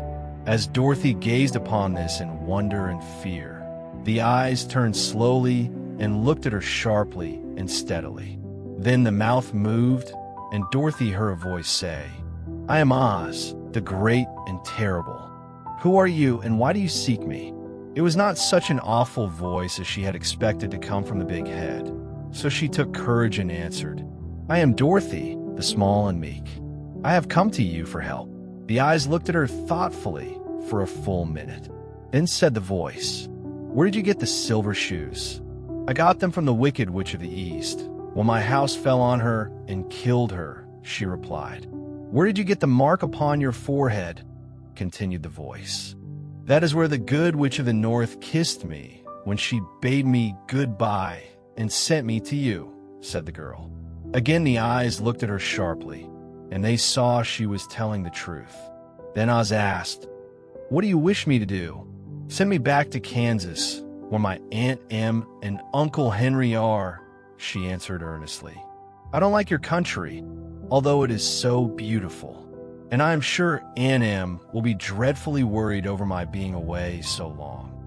The eyes winked 3 times, and then they turned up to the ceiling and down to the floor and rolled around so queerly that they seemed to see every part of the room. And at last they looked at Dorothy again. "Why should I do this for you?" asked Oz. "Because you are strong and I am weak. Because you are a great wizard and I am only a little girl." "But you were strong enough to kill the Wicked Witch of the East," said Oz. "That just happened," returned Dorothy simply. "I could not help it." "Well," said the head, "I will give you my answer. You have no right to expect me to send you back to Kansas unless you do something for me in return. In this country, everyone must pay for everything he gets. If you wish me to use my magic power to send you home again, you must do something for me first. Help me, and I will help you." "What must I do?" asked the girl. "Kill the Wicked Witch of the West," answered Oz. "But I cannot," exclaimed Dorothy, greatly surprised. "You killed the Witch of the East, and you were the silver shoes, which bear a powerful charm. There is now but one Wicked Witch left in all this land, and when you can tell me she is dead, I will send you back to Kansas, but not before." The little girl began to weep. She was so much disappointed, and the eyes winked again and looked upon her anxiously, as if the great Oz felt that she could help him if she would. "I never killed anything willingly," she sobbed. "Even if I wanted to, how could I kill the Wicked Witch? If you, who are great and terrible, cannot kill her yourself, how do you expect me to do it?" "I do not know," said the head, "but that is my answer, and until the Wicked Witch dies, you will not see your uncle and aunt again. Remember that the witch is wicked, tremendously wicked, and ought to be killed. Now go, and do not ask to see me again until you have done your task." Sorrowfully, Dorothy left the throne room and went back where the lion and the Scarecrow and the Tin Woodman were waiting to hear what Oz had said to her. "There is no hope for me," she said sadly, "for Oz will not send me home until I have killed the Wicked Witch of the West, and that I can never do." Her friends were sorry, but could do nothing to help her. So Dorothy went to her own room and lay down on the bed and cried herself to sleep. The next morning, the soldier with the green whiskers came to the Scarecrow and said, "Come with me, for Oz has sent for you." So the Scarecrow followed him and was admitted into the great throne room, where he saw, sitting in the emerald throne, a most lovely lady. She was dressed in green silk gauze and wore upon her flowing green locks a crown of jewels. Growing from her shoulders were wings, gorgeous in color and so light that they fluttered if the slightest breath of air reached them. When the Scarecrow had bowed, as prettily as his straw stuffing would let him, before this beautiful creature, she looked upon him sweetly and said, "I am Oz, the great and terrible. Who are you, and why do you seek me?" Now the Scarecrow, who had expected to see the great head Dorothy had told him of, was much astonished, but he answered her bravely, "I'm only a scarecrow, stuffed with straw. Therefore I have no brains, and I come to you praying that you will put brains in my head instead of straw, so that I may become as much a man as any other in your dominions." "Why should I do this for you?" asked the lady. "Because you are wise and powerful, and no one else can help me," answered the Scarecrow. "I never grant favors without some return," said Oz, "but this much I will promise. If you will kill for me the Wicked Witch of the West, I will bestow upon you a great many brains, and such good brains that you will be the wisest man in all the land of Oz." "I thought you asked Dorothy to kill the witch," said the Scarecrow in surprise. "So I did. I don't care who kills her, but until she is dead, I will not grant your wish. Now go, and do not seek me again until you have earned the brains you so greatly desire." The Scarecrow went sorrowfully back to his friends and told them what Oz had said. and Dorothy was surprised to find that the great wizard was not a head, as she had seen him, but a lovely lady. "All the same," said the Scarecrow, "she needs a heart as much as the Tin Woodman." On the next morning, the soldier with the green whiskers came to the Tin Woodman and said, "Oz has sent for you. Follow me." So the Tin Woodman followed him and came to the great throne room. He did not know whether he would find a lovely lady or a head, but he hoped it would be the lovely lady, for he said to himself, "If it is the head, I am sure I shall not be given a heart, since a head has no heart of its own and therefore cannot feel for me. But if it is the lovely lady, I shall beg hard for a heart, for all ladies are themselves said to be kindly-hearted." But when the woodman entered the great throne room, he saw neither the head nor the lady, for Oz had taken the shape of a most terrible beast. It was nearly as big as an elephant, and the green throne seemed hardly strong enough to hold its weight. The beast had a head like that of a rhinoceros, only there were 5 eyes in its face.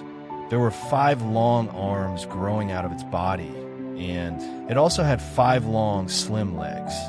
Thick, woolly hair covered every part of it, and a more dreadful-looking monster could not be imagined. It was fortunate the Tin Woodman had no heart at that moment, for it would have beat loud and fast from terror. But being only tin, the woodman was not at all afraid, although he was much disappointed. "I am Oz, the great and terrible," spoke the beast in a voice that was one great roar. "Who are you, and why do you seek me? I am a woodman and made of tin. Therefore I have no heart and cannot love. I pray you to give me a heart that I may be as other men are."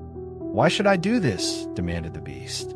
"Because I ask it, and you alone can grant my request," answered the woodman. Oz gave a low growl at this, but said gruffly, "If you indeed desire a heart, you must earn it." "How?" asked the woodman. "Help Dorothy to kill the wicked witch of the West," replied the beast. "When the witch is dead, come to me, and I will then give you the biggest and kindest and most loving heart in all the land of Oz." So the Tin Woodman was forced to return sorrowfully to his friends and tell them of the terrible beast he had seen. They all wondered greatly at the many forms the great wizard could take upon himself, and the lion said, "If he is a beast when I go to see him, I shall roar my loudest, and so frighten him that he will grant all I ask. And if he is the lovely lady, I shall pretend to spring upon her, and so compel her to do my bidding. And if he is the great head, he will be at my mercy, for I will roll this head all about the room until he promises to give us what we desire. So be of good cheer, my friends, for all will yet be well."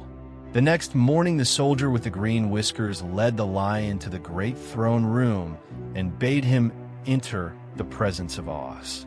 The lion at once passed through the door, and glancing around saw, to his surprise, that before the throne was a ball of fire, so fierce and glowing he could scarcely bear to gaze upon it. His first thought was that Oz had by accident caught on fire and was burning up, but when he tried to go nearer, the heat was so intense that it singed his whiskers, and he crept back tremblingly to a spot near the door. Then a low, quiet voice came from the ball of fire, and these were the words it spoke. "I am Oz, the great and terrible.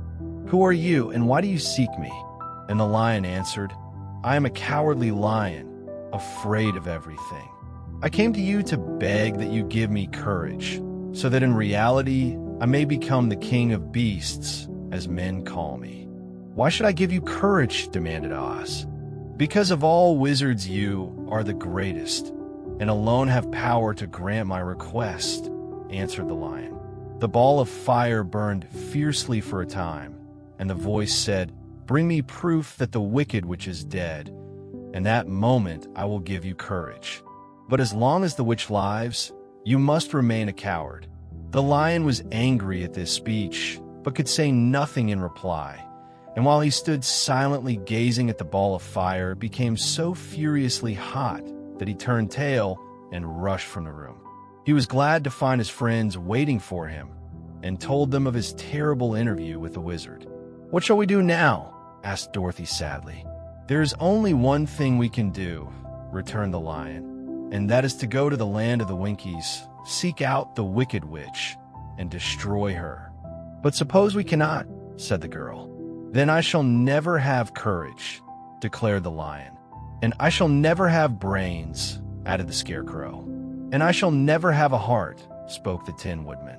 "And I shall never see Aunt Em and Uncle Henry," said Dorothy, beginning to cry. "Be careful," cried the green girl. "The tears will fall on your green silk gown and spot it."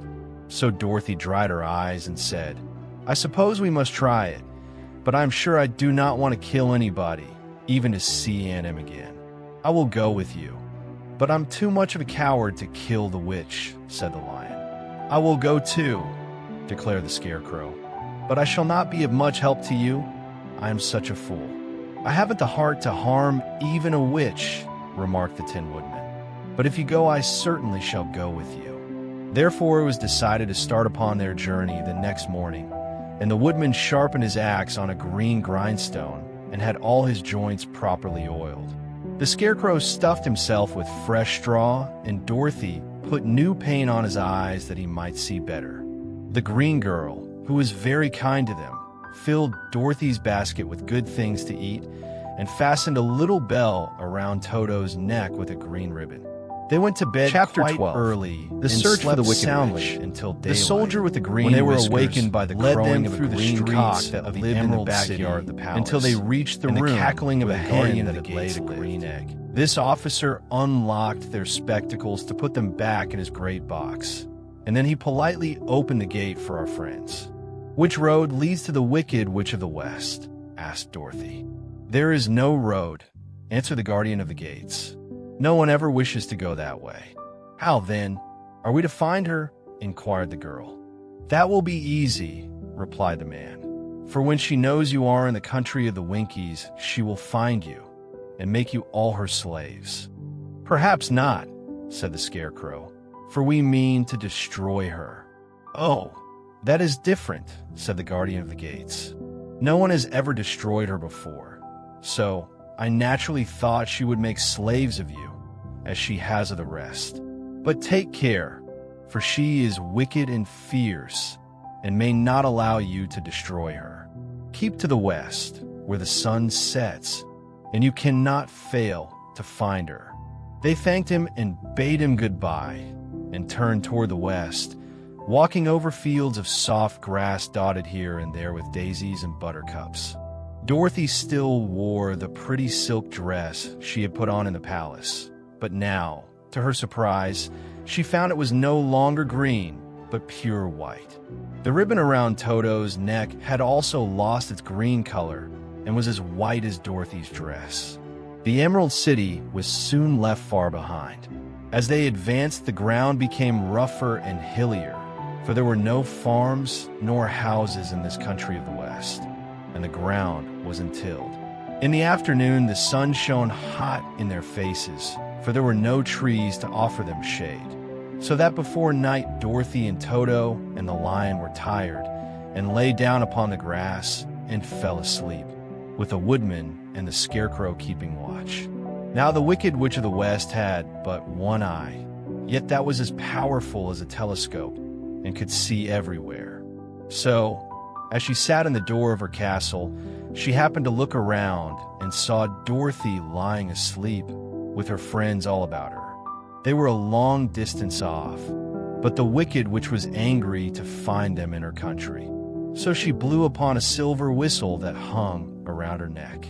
At once there came, running to her from all directions, a pack of great wolves. They had long legs and fierce eyes and sharp teeth. "Go to those people," said the witch, "and tear them to pieces." "Are you not going to make them your slaves?" asked the leader of the wolves. "No," she answered. "One is of tin and one of straw. One is a girl and another a lion. None of them is fit to work, so you may tear them into small pieces." "Very well," said the wolf, and he dashed away at full speed, followed by the others. It was lucky the Scarecrow and the Woodman were wide awake and heard the wolves coming. "This is my fight," said the Woodman, "so get behind me, and I will meet them as they come." He seized his axe, which he had made very sharp, and as the leader of the wolves came on the Tin Woodman, swung his arm and chopped the wolf's head from its body, so that it immediately died.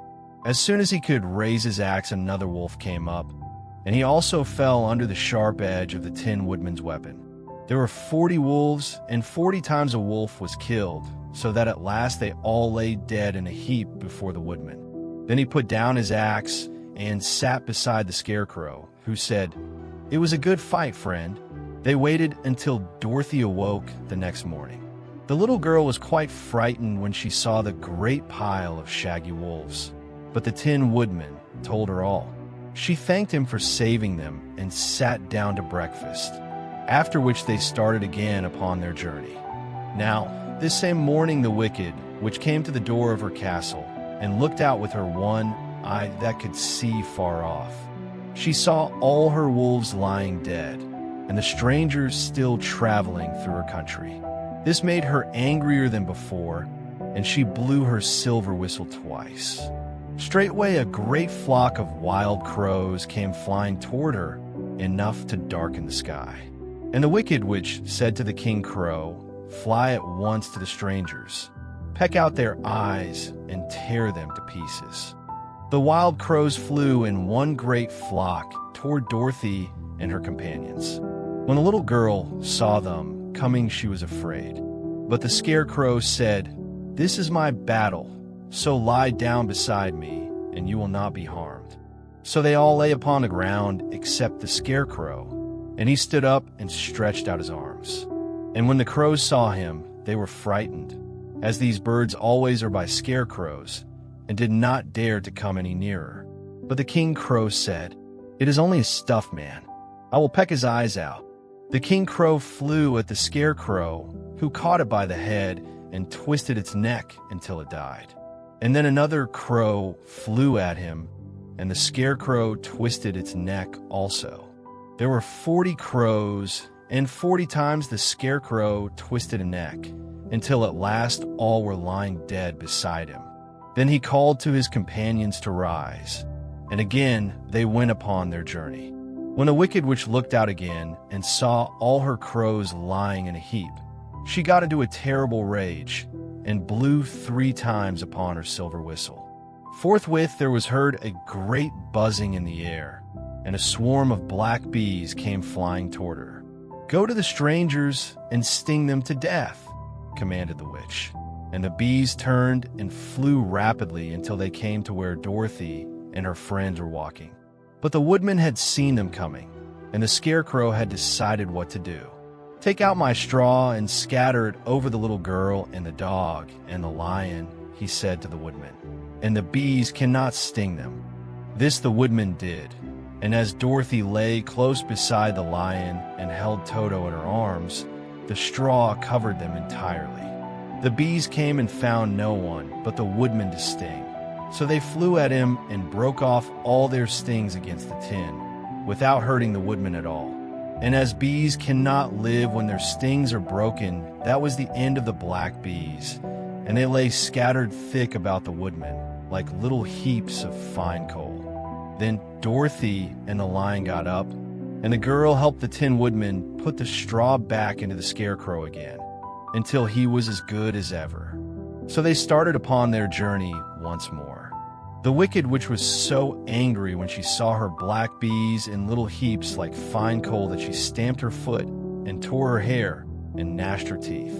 And then she called a dozen of her slaves, who were the Winkies, and gave them sharp spears, telling them to go to the strangers and destroy them. The Winkies were not a brave people, but they had to do as they were told. So they marched away until they came near to Dorothy. Then the lion gave a great roar and sprang towards them, and the poor Winkies were so frightened that they ran back as fast as they could. When they returned to the castle, the Wicked Witch beat them well with a strap and sent them back to their work, after which she sat down to think what she should do next. She could not understand how all her plans to destroy these strangers had failed, but she was a powerful witch as well as a wicked one, and she soon made up her mind how to act. There was in her cupboard a golden cap with a circle of diamonds and rubies running round it. This golden cap had a charm. Whoever owned it could call 3 times upon the winged monkeys, who would obey any order they were given. But no person could command these strange creatures more than 3 times. Twice already the wicked witch had used the charm of the cap. Once was when she had made the Winkies her slaves and set herself to rule over their country. The winged monkeys had helped her do this. The second time was when she had fought against the great Oz himself and driven him out of the land of the West. The winged monkeys had also helped her in doing this. Only once more could she use this golden cap, for which reason she did not like to do so until all her other powers were exhausted. But now that her fierce wolves and her wild crows and her stinging bees were gone, and her slaves had been scared away by the cowardly lion, she saw there was only one way left to destroy Dorothy and her friends. So the wicked witch took the golden cap from her cupboard and placed it upon her head. Then she stood upon her left foot and said, slowly, "Eteteriantai, Beteriantai, Kakiskiviko." Next she stood upon her right foot and said, "Illo, Ullo, Ello." After this, she stood upon both feet and cried in a loud voice, "Zzzy, Now the charm began to work. The sky was darkened, and a low rumbling sound was heard in the air. There was a rushing of many wings, a great chattering and laughing, and the sun came out of the dark sky to show the wicked, which surrounded by a crowd of monkeys, each with a pair of immense and powerful wings on his shoulders. One, much bigger than the others, seemed to be their leader. He flew close to the witch and said, "You have called us for the 3rd and last time. What do you command?" "Go to the strangers who are within my land and destroy them all except the lion," said the wicked witch. "Bring that beast to me, for I have a mind to harness him like a horse and make him work." "Your commands shall be obeyed," said the leader. Then, with a great deal of chattering and noise, the winged monkeys flew away to the place where Dorothy and her friends were walking. Some of the monkeys seized the Tin Woodman and carried him through the air until they were over a country thickly covered with sharp rocks. Here they dropped the poor woodman, who fell a great distance to the rocks, where he lay so battered and dented that he could neither move nor groan. Others of the monkeys caught the Scarecrow and with their long fingers pulled all of the straw out of his clothes and head. They made his hat and boots and clothes into a small bundle and threw it into the top branches of a tall tree. The remaining monkeys threw pieces of stout rope around the lion and wound many coils about his body and head and legs until he was unable to bite or scratch or struggle in any way. Then they lifted him up and flew away with him to the witch's castle, where he was placed in a small yard with a high iron fence around it, so that he could not escape. But Dorothy they did not harm at all. She stood with Toto in her arms, watching the sad fate of her comrades and thinking it would soon be her turn. The leader of the winged monkeys flew up to her, his long, hairy arms stretched out and his ugly face grinning terribly. But he saw the mark of the good witch's kiss upon her forehead and stopped short, motioning the others not to touch her. "We dare not harm this little girl," he said to them, "for she is protected by the power of good, and that is greater than the power of evil. All we can do is to carry her to the castle of the wicked witch and leave her there." So, carefully and gently, they lifted Dorothy in their arms and carried her swiftly through the air until they came to the castle, where they set her down upon the front doorstep. Then the leader said to the witch, "We have obeyed you as far as we were able. The Tin Woodman and the Scarecrow are destroyed, and the lion is tied up in your yard. The little girl we dare not harm, nor the dog she carries in her arms. Your power over our band is now ended, and you will never see us again."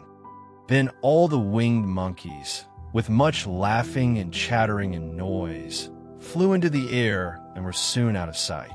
The Wicked Witch was both surprised and worried when she saw the mark on Dorothy's forehead, for she knew well that neither the winged monkeys nor she herself dare hurt the girl in any way.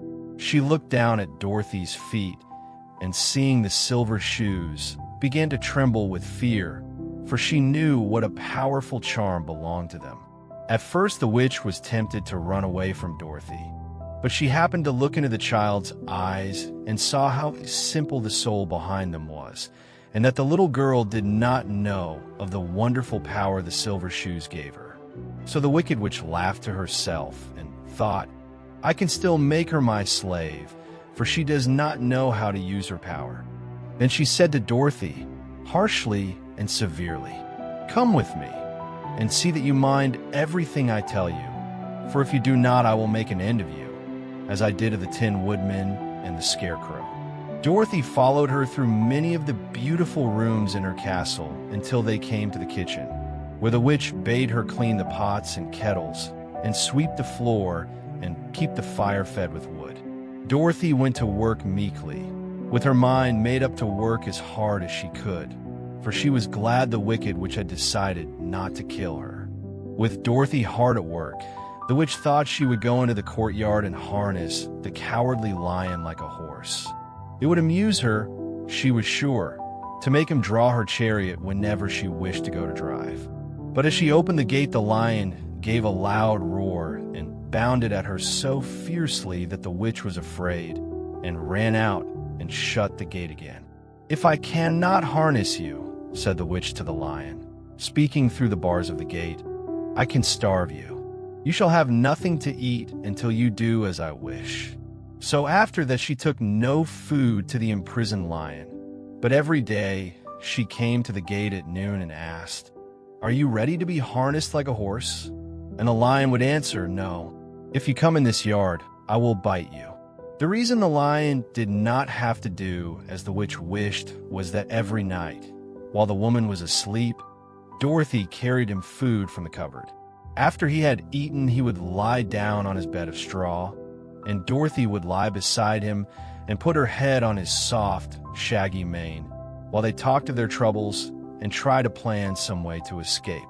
But they could find no way to get out of the castle, for it was constantly guarded by the yellow Winkies, who were the slaves of the Wicked Witch and too afraid of her not to do as she told them.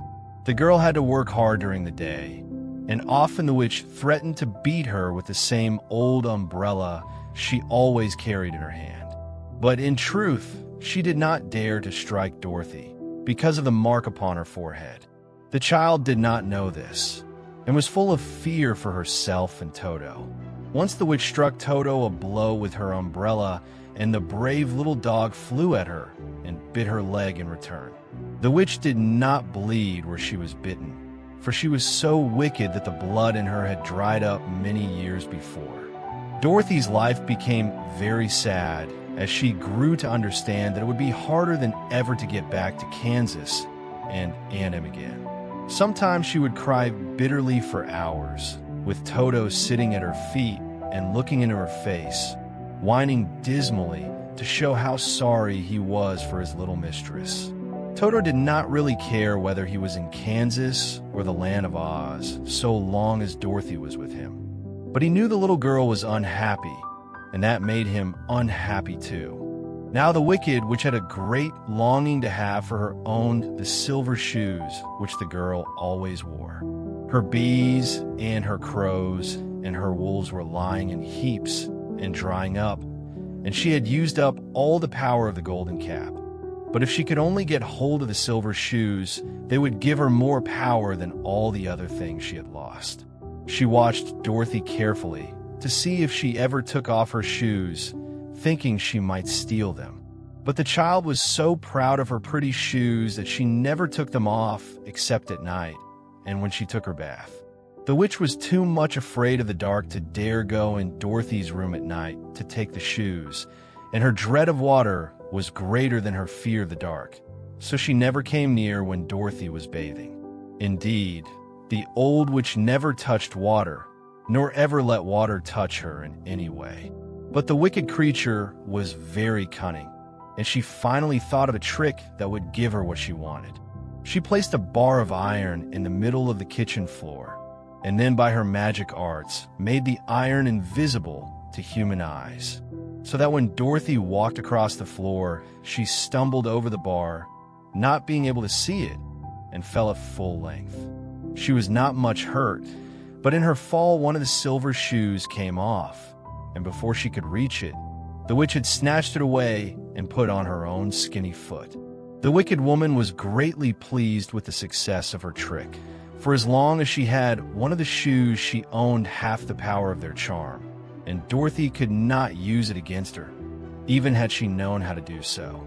The little girl, seeing she had lost one of her pretty shoes, grew angry and said to the witch, "Give me back my shoe." "I will not," retorted the witch, "for it is now my shoe and not yours." "You are a wicked creature," cried Dorothy. "You have no right to take my shoe from me." "I shall keep it just the same," said the witch, laughing at her. "And someday I shall get the other one from you too." This made Dorothy so very angry that she picked up the bucket of water that stood near and dashed it over the witch, wetting her from head to foot. Instantly the wicked woman gave a loud cry of fear, and then, as Dorothy looked at her in wonder, the witch began to shrink and fall away. "See what you have done," she screamed. "In a minute I shall melt away." "I'm very sorry indeed," said Dorothy, who was truly frightened to see the witch actually melting away like brown sugar before her very eyes. "Didn't you know water would be the end of me?" asked the witch in a wailing, despairing voice. "Of course not," answered Dorothy. "How should I?" "Well, in a few minutes I shall be all melted, and you will have the castle to yourself. I have been wicked in my day, but I never thought a little girl like you would ever be able to melt me and in my wicked deeds. Look out! Here I go." With these words the witch fell down in a brown, melted, shapeless mass and began to spread over the clean boards of the kitchen floor. Seeing that she had really melted away to nothing, Dorothy drew another bucket of water and threw it over the mess. She then swept it all out the door. After picking out the silver shoe, which was all that was left of the old woman, she cleaned and dried it with a cloth and put it on her foot again. Then, being at last free to do as she chose, she ran out to the courtyard to tell the lion that the Wicked Witch of the West had come to an end, and that they were no longer prisoners in a strange land. Chapter 13. The Rescue. The Cowardly Lion was much pleased to hear that the Wicked Witch had been melted by a bucket of water, and Dorothy at once unlocked the gate of his prison and set him free. They went in together to the castle, where Dorothy's first act was to call all the Winkies together and tell them that they were no longer slaves. There was great rejoicing among the yellow Winkies, for they had been made to work hard during many years for the Wicked Witch, who had always treated them with great cruelty. They kept this day as a holiday, then and ever after, and spent the time in feasting and dancing. "If our friends, the Scarecrow and the Tin Woodman, were only with us," said the lion, "I should be quite happy." "Don't you suppose we could rescue them?" asked the girl anxiously. "We could try," answered the lion. So they called the yellow Winkies and asked them if they would help to rescue their friends. And the Winkies said that they would be delighted to do all in their power for Dorothy, who had set them free from bondage. So she chose a number of the Winkies who looked as if they knew the most, and they all started away. They traveled that day and part of the next until they came to the rocky plain where the Tin Woodman lay, all battered and bent. His axe was near him, but the blade was rusted and the handle broken off short. The Winkies lifted him tenderly in their arms and carried him back to the yellow castle again, Dorothy shedding a few tears by the way at the sad plight of her old friend, and the lion looking sober and sorry. When they reached the castle, Dorothy said to the Winkies, "Are any of your people tinsmiths?" "Oh, yes. Some of us are very good tinsmiths," they told her. "Then bring them to me," she said. And when the tinsmiths came, bringing with them all their tools and baskets, she inquired, "Can you straighten out those dents in the Tin Woodman and bend him back into shape again and solder him together where he is broken?" The tinsmiths looked the woodman over carefully and then answered that they thought they could mend him so he would be as good as ever. So they set to work in one of the big yellow rooms of the castle and worked for 3 days and 4 nights, hammering and twisting and bending and soldering and polishing and pounding at the legs and body and head of the Tin Woodman, until at last he was straightened out into his old form, and his joints worked as well as ever. To be sure, there were several patches on him, but the tinsmiths did a good job, and as the woodman was not a vain man, he did not mind the patches at all. When at last he walked into Dorothy's room and thanked her for rescuing him, he was so pleased that he wept tears of joy, and Dorothy had to wipe every tear carefully from his face with her apron, so his joints would not be rusted. At the same time, her own tears fell thick and fast at the joy of meeting her old friend again, and these tears did not need to be wiped away. As for the lion, he wiped his eyes so often with the tip of his tail that it became quite wet, and he was obliged to go out into the courtyard and hold it in the sun till it dried. "If we only had the Scarecrow with us again," said the Tin Woodman, when Dorothy had finished telling him everything that had happened, "I should be quite happy." "We must try to find him," said the girl. So she called the Winkies to help her, and they walked all that day and part of the next until they came to the tall tree in the branches of which the winged monkeys had tossed the Scarecrow's clothes. It was a very tall tree, and the trunk was so smooth that no one could climb it. But the woodman said at once, "I'll chop it down, and then we can get the Scarecrow's clothes."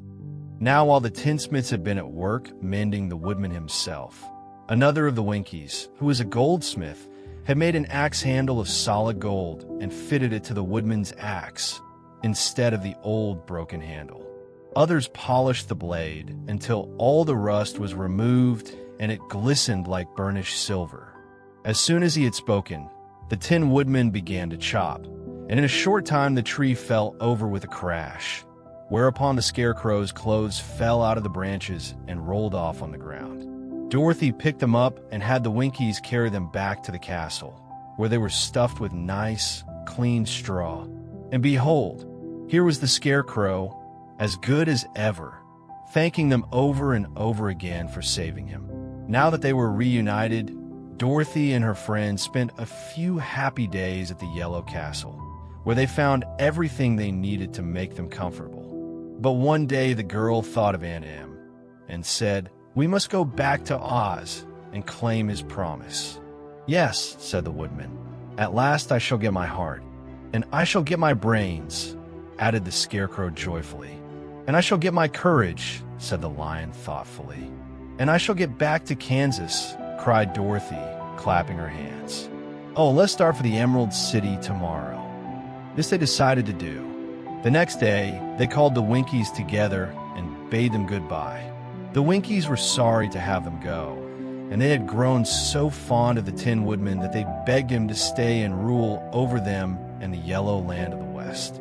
Finding they were determined to go, the Winkies gave Toto and the lion each a golden collar, and to Dorothy they presented a beautiful bracelet studded with diamonds, and to the Scarecrow they gave a gold-headed walking stick to keep him from stumbling, and to the Tin Woodman they offered a silver oil can inlaid with gold and set with precious jewels. Every one of the travelers made the Winkies a pretty speech in return, and all shook hands with them until their arms ached. Dorothy went to the witch's cupboard to fill her basket with food for the journey, and there she saw the golden cap. She tried it on her own head and found that it fitted her exactly. She did not know anything about the charm of the golden cap, but she saw that it was pretty, so she made up her mind to wear it and carry her sunbonnet in the basket. Then, being prepared for the journey, they all started for the Emerald City, and the Winkies gave them 3 cheers and many good wishes to carry with them. Chapter 14. The Winged Monkeys. You will remember there was no road, not even a pathway, between the castle of the Wicked Witch and the Emerald City. When the four travelers went in search of the witch, she had seen them coming, and so sent the winged monkeys to bring them to her. It was much harder to find their way back through the big fields of buttercups and yellow daisies than it was being carried. They knew, of course, they must go straight east toward the rising sun, and they started off in the right way. But at noon, when the sun was over their heads, they did not know which was east and which was west, and that was the reason they were lost in the great fields. They kept on walking, however, and at night the moon came out and shone brightly. So they lay down among the sweet-smelling yellow flowers and slept soundly until morning, all but the Scarecrow and the Tin Woodman. The next morning the sun was behind a cloud, but they started on, as if they were quite sure which way they were going. "If we walk far enough," said Dorothy, "I am sure we shall sometime come to some place." But day by day passed away, and they still saw nothing before them but the scarlet fields. The Scarecrow began to grumble a bit. "We have surely lost our way," he said, "and unless we find it again in time to reach the Emerald City, I shall never get my brains." "Nor I my heart," declared the Tin Woodman. "It seems to me I can scarcely wait till I get to Oz, and you must admit this is a very long journey." "You see," said the Cowardly Lion, with a whimper, "I haven't the courage to keep tramping forever without getting anywhere at all." Then Dorothy lost heart. She sat down on the grass and looked at her companions, and they sat down and looked at her, and Toto found that for the first time in his life he was too tired to chase a butterfly that flew past his head. So he put out his tongue and panted and looked at Dorothy as if to ask what they should do next. "Suppose we call the field mice," she suggested. "They could probably tell us the way to the Emerald City." "To be sure they could," cried the Scarecrow. "Why didn't we think of that before?" Dorothy blew the little whistle she had always carried about her neck since the Queen of the Mice had given it to her. In a few minutes they heard the pattering of tiny feet, and many of the small gray mice came running up to her. Among them was the Queen herself, who asked, in her squeaky little voice, "What can I do for my friends?" "We have lost our way," said Dorothy. "Can you tell us where the Emerald City is?" "Certainly," answered the Queen, "but it is a great way off, for you have had it at your backs all this time." Then she noticed Dorothy's golden cap and said, "Why don't you use the charm of the cap and call the winged monkeys to you? They will carry you to the city of Oz in less than an hour." "I didn't know there was a charm," answered Dorothy in surprise. "What is it?" "It is written inside the golden cap," replied the Queen of the Mice. "But if you are going to call the winged monkeys, we must run away, for they are full of mischief and think it great fun to plague us." "Won't they hurt me?" asked the girl anxiously. "Oh no, they must obey the wearer of the cap goodbye." And she scampered out of sight, with all the mice hurrying after her. Dorothy looked inside the golden cap and saw some words written upon the lining. These, she thought, must be the charm, so she read the directions carefully and put the cap upon her head. "Eep-pee, pep-pee, cat-coo," she said, standing on her left foot. "What did you say?" asked the Scarecrow, who did not know what she was doing. "Illo, ullo, ello," Dorothy went on, standing this time on her right foot. "Hello," replied the Tin Woodman calmly. "Zzy, zick," said Dorothy, who was now standing on both feet. This ended the saying of the charm, and they heard a great chattering and flapping of wings as the band of winged monkeys flew up to them. The king bowed low before Dorothy and asked, "What is your command?" "We wish to go to the Emerald City," said the child, "and we have lost our way." "We will carry you," replied the king. And no sooner had he spoken than two of the monkeys caught Dorothy in their arms and flew away with her. Others took the Scarecrow and the Woodman and the Lion, and one little monkey seized Toto and flew after them, although the dog tried hard to bite him.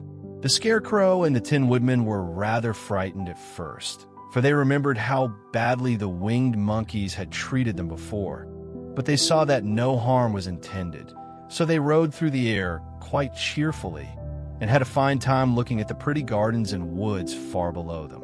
Dorothy found herself riding easily between two of the biggest monkeys, one of them the king himself. They had made a chair of their hands and were careful not to hurt her. "Why do you have to obey the charm of the golden cap?" she asked. "That is a long story," answered the king, with a winged laugh.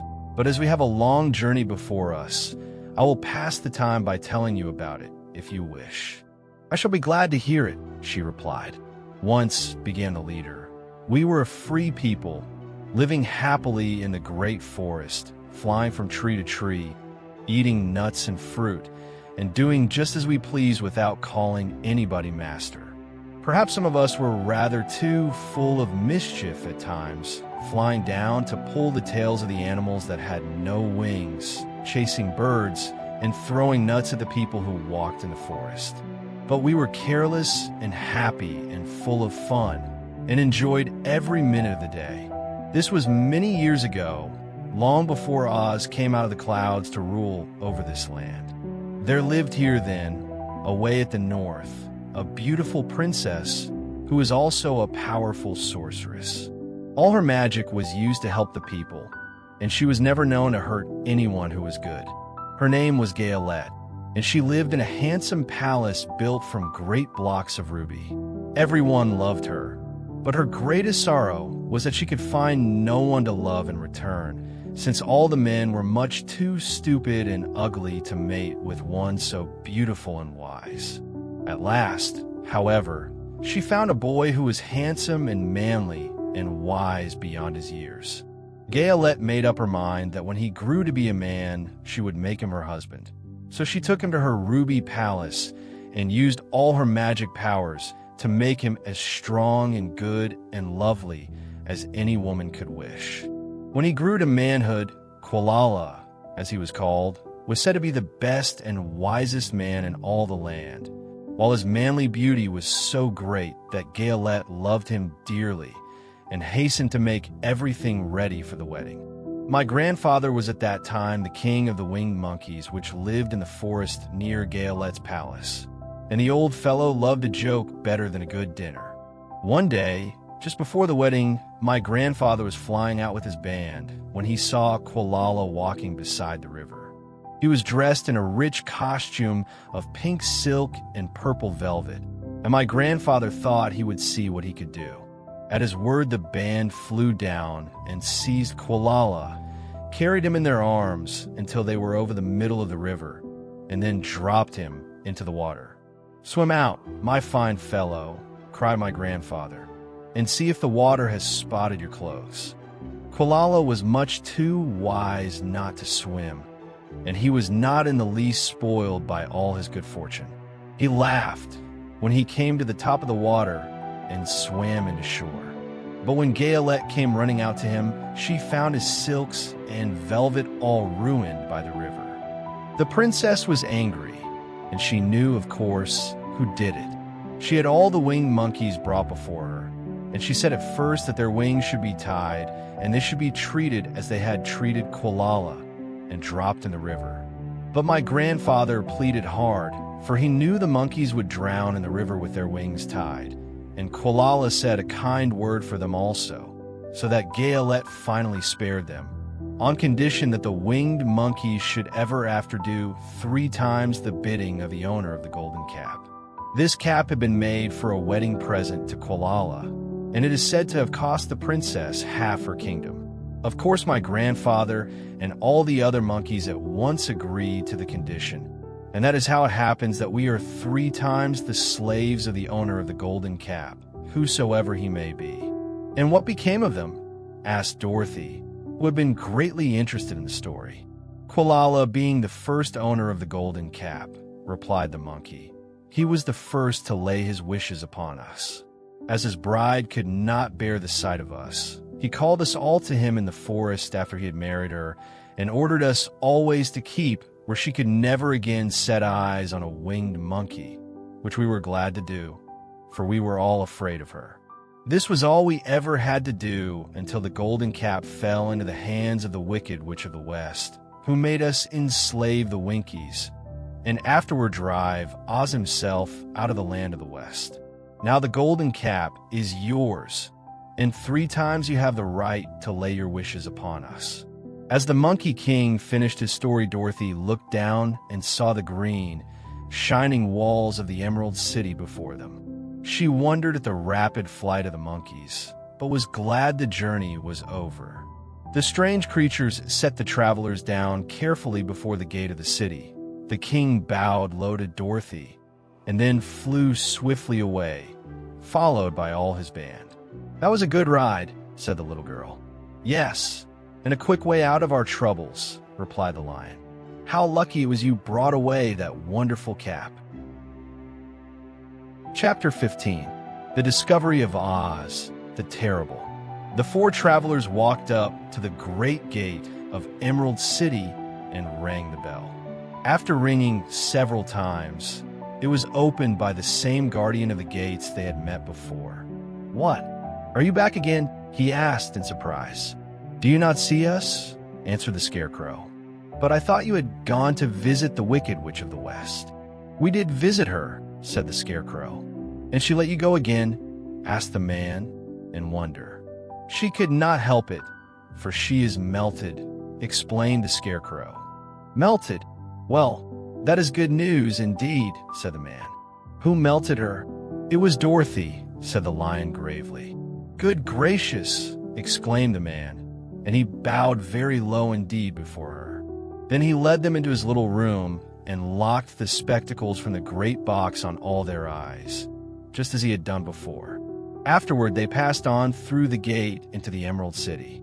When the people heard from the guardian of the gates that Dorothy had melted the Wicked Witch of the West, they all gathered around the travelers and followed them in a great crowd to the Palace of Oz. The soldier with the green whiskers was still on guard before the door, but he let them in at once, and they were again met by the beautiful green girl, who showed each of them to their old rooms at once, so they might rest until the great Oz was ready to receive them. The soldier had the news carried straight to Oz that Dorothy and the other travelers had come back again after destroying the Wicked Witch, but Oz made no reply. They thought the great wizard would send for them at once, but he did not. They had no word from him the next day, nor the next, nor the next. The waiting was tiresome and wearing, and at last they grew vexed that Oz should treat them in so poor a fashion after sending them to undergo hardships and slavery. So the Scarecrow at last asked the green girl to take another message to Oz, saying if he did not let them in to see him, at once they would call the winged monkeys to help them, and find out whether he kept his promises or not. When the wizard was given this message, he was so frightened that he sent word for them to come to the throne room at 4 minutes after 9 o'clock the next morning. He had once met the winged monkeys in the land of the West, and he did not wish to meet them again. The 4 travelers passed a sleepless night, each thinking of the gift Oz had promised to bestow on him. Dorothy fell asleep only once, and then she dreamed she was in Kansas, where Aunt Em was telling her how glad she was to have her little girl home again. Promptly at 9 o'clock the next morning, the green-whiskered soldier came to them, and 4 minutes later, they all went into the throne room of the Great Oz. Of course, each one of them expected to see the wizard in the shape he had taken before, and all were greatly surprised when they looked about and saw no one at all in the room. They kept close to the door and closer to one another, for the stillness of the empty room was more dreadful than any of the forms they had seen Oz take. Presently, they heard a solemn voice that seemed to come from somewhere near the top of the great dome, and it said, "I am Oz, the great and terrible. Why you seek me?" They looked again in every part of the room, and then, seeing no one, Dorothy asked, "Where are you?" "I am everywhere," answered the voice, "but to the eyes of common mortals, I am invisible. I will now seat myself upon my throne, that you may converse with me." Indeed, the voice seemed just then to come straight from the throne itself. So they walked toward it and stood in a row while Dorothy said, "We have come to claim our promise, O Oz." "What promise?" asked Oz. "You promised to send me back to Kansas when the Wicked Witch was destroyed," said the girl. "And you promised to give me brains," said the Scarecrow. "And you promised to give me a heart," said the Tin Woodman. "And you promised to give me courage," said the Cowardly Lion. "Is the Wicked Witch really destroyed?" asked the voice, and Dorothy thought it trembled a little. "Yes," she answered. "I melted her with a bucket of water." "Dear me," said the voice, "how sudden. Well, come to me tomorrow, for I must have time to think it over." "You've had plenty of time already," said the Tin Woodman angrily. "We shan't wait a day longer," said the Scarecrow. "You must keep your promises to us," exclaimed Dorothy. The lion thought it might be as well to frighten the wizard, so he gave a large, loud roar, which was so fierce and dreadful that Toto jumped away from him in alarm and tipped over the screen that stood in a corner. As it fell with a crash, they looked that way, and the next moment all of them were filled with wonder, for they saw, standing in just the spot the screen had hidden, a little old man with a bald head and a wrinkled face, who seemed to be as much surprised as they were. The Tin Woodman, raising his axe, rushed toward the little man and cried out, "Who are you?" "I am Oz, the Great and Terrible," said the little man in a trembling voice. "But don't strike me. Please don't, and I'll do anything you want me to." Our friends looked at him in surprise and dismay. "I thought Oz was a great head," said Dorothy. "And I thought Oz was a lovely lady," said the Scarecrow. "And I thought Oz was a terrible beast," said the Tin Woodman. "And I thought Oz was a ball of fire," exclaimed the lion. "No, you are all wrong," said the little man meekly. "I have been making believe." "Making believe," cried Dorothy. "Are you not a great wizard?" "Hush, my dear," he said. "Don't speak so loud, or you will be overheard, and I should be ruined. I'm supposed to be a great wizard." "And aren't you?" she asked. "Not a bit of it, my dear. I'm just a common man." "You're more than that," said the Scarecrow in a grieved tone. "You're a humbug." "Exactly so," declared the little man, rubbing his hands together as if it pleased him. "I'm a humbug." "But this is terrible," said the Tin Woodman. "How shall I ever get my heart?" "Or am I courage?" asked the lion. "Or am I brains?"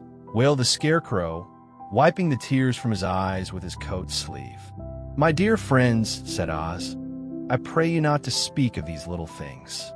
Think of me and the terrible trouble I'm in at being found out."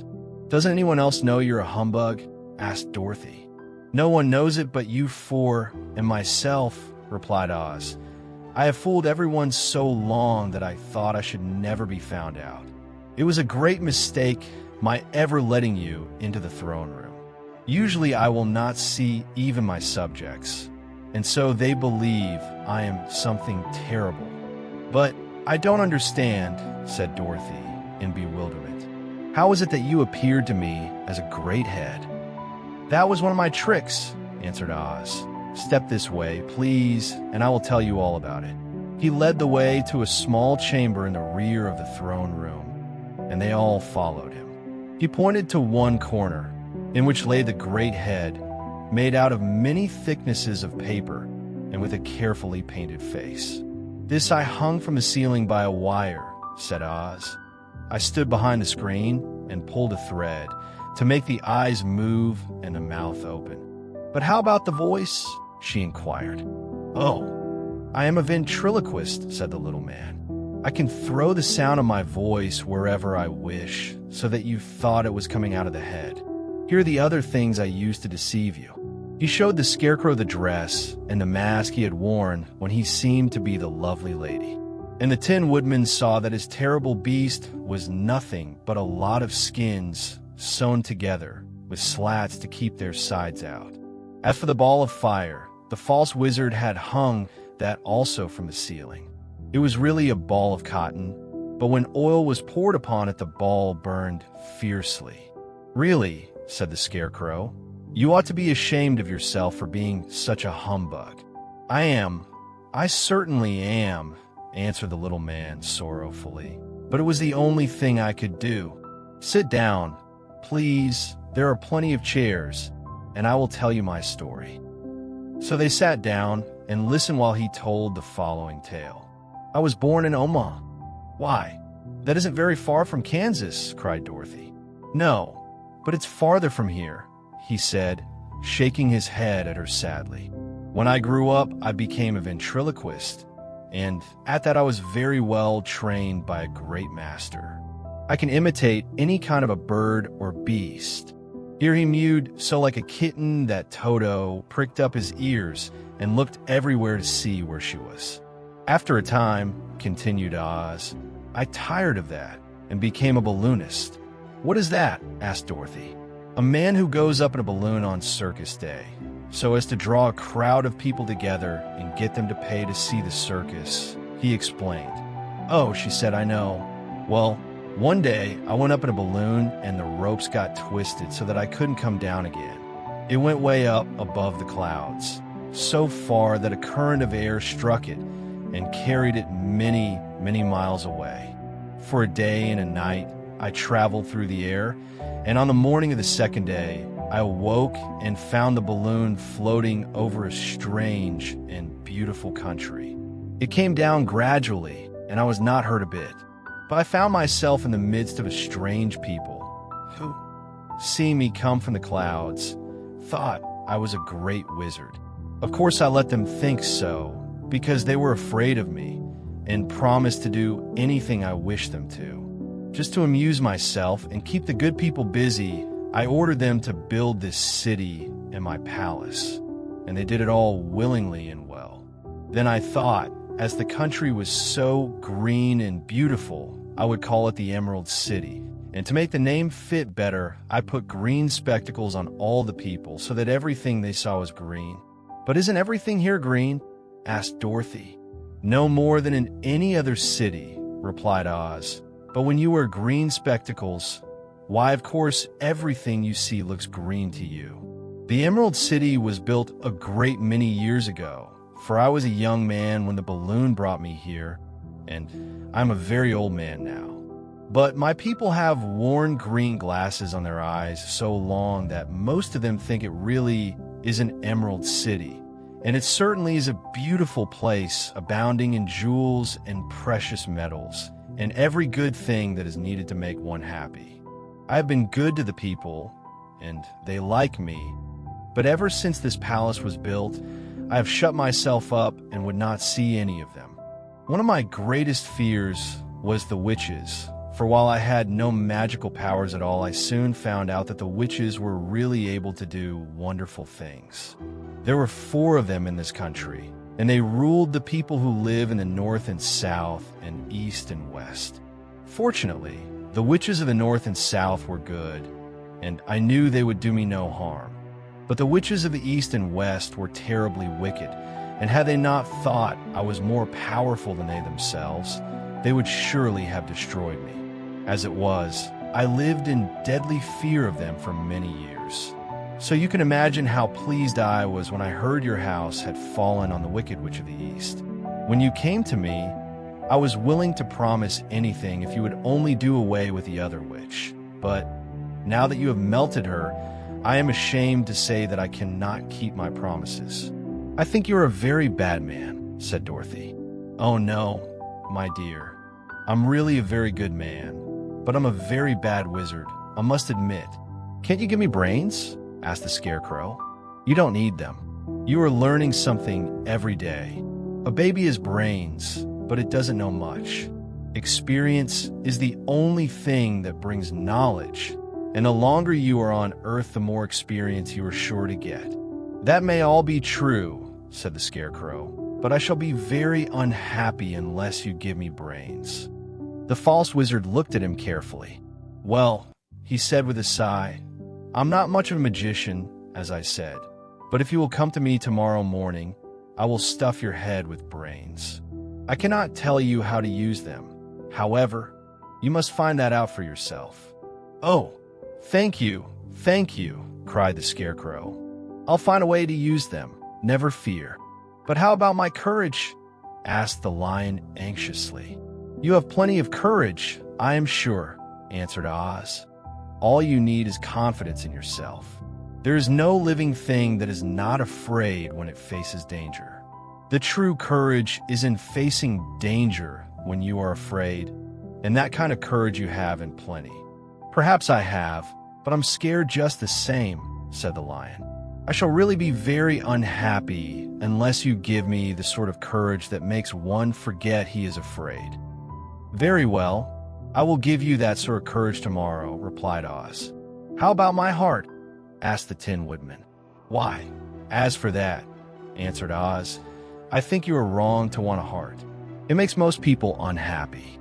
If you only knew it, you are in luck not to have a heart." "That must be a matter of opinion," said the Tin Woodman. "For my part, I will bear all the unhappiness without a murmur if you will give me the heart." "Very well," answered Oz meekly. "Come to me tomorrow, and you shall have a heart. I have played wizard for so many years that I may as well continue the part a little longer." "And now," said Dorothy, "how am I to get back to Kansas?" "We shall have to think about that," replied the little man. "Give me 2 or 3 days to consider the matter, and I'll try to find a way to carry you over the desert. In the meantime, you shall all be treated as my guests. And while you live in the palace, my people will wait upon you and obey your slightest wish. There is only one thing I ask in return for my help, such as it is. You must keep my secret and tell no one I am a humbug." They agreed to say nothing of what they had learned and went back to their rooms in high spirits. Even Dorothy had hoped that the great and terrible Humbug, as she called him, would find a way to send her back to Kansas. And if he did, she was willing to forgive him everything. Chapter 16. The Magic Art of the Great Humbug.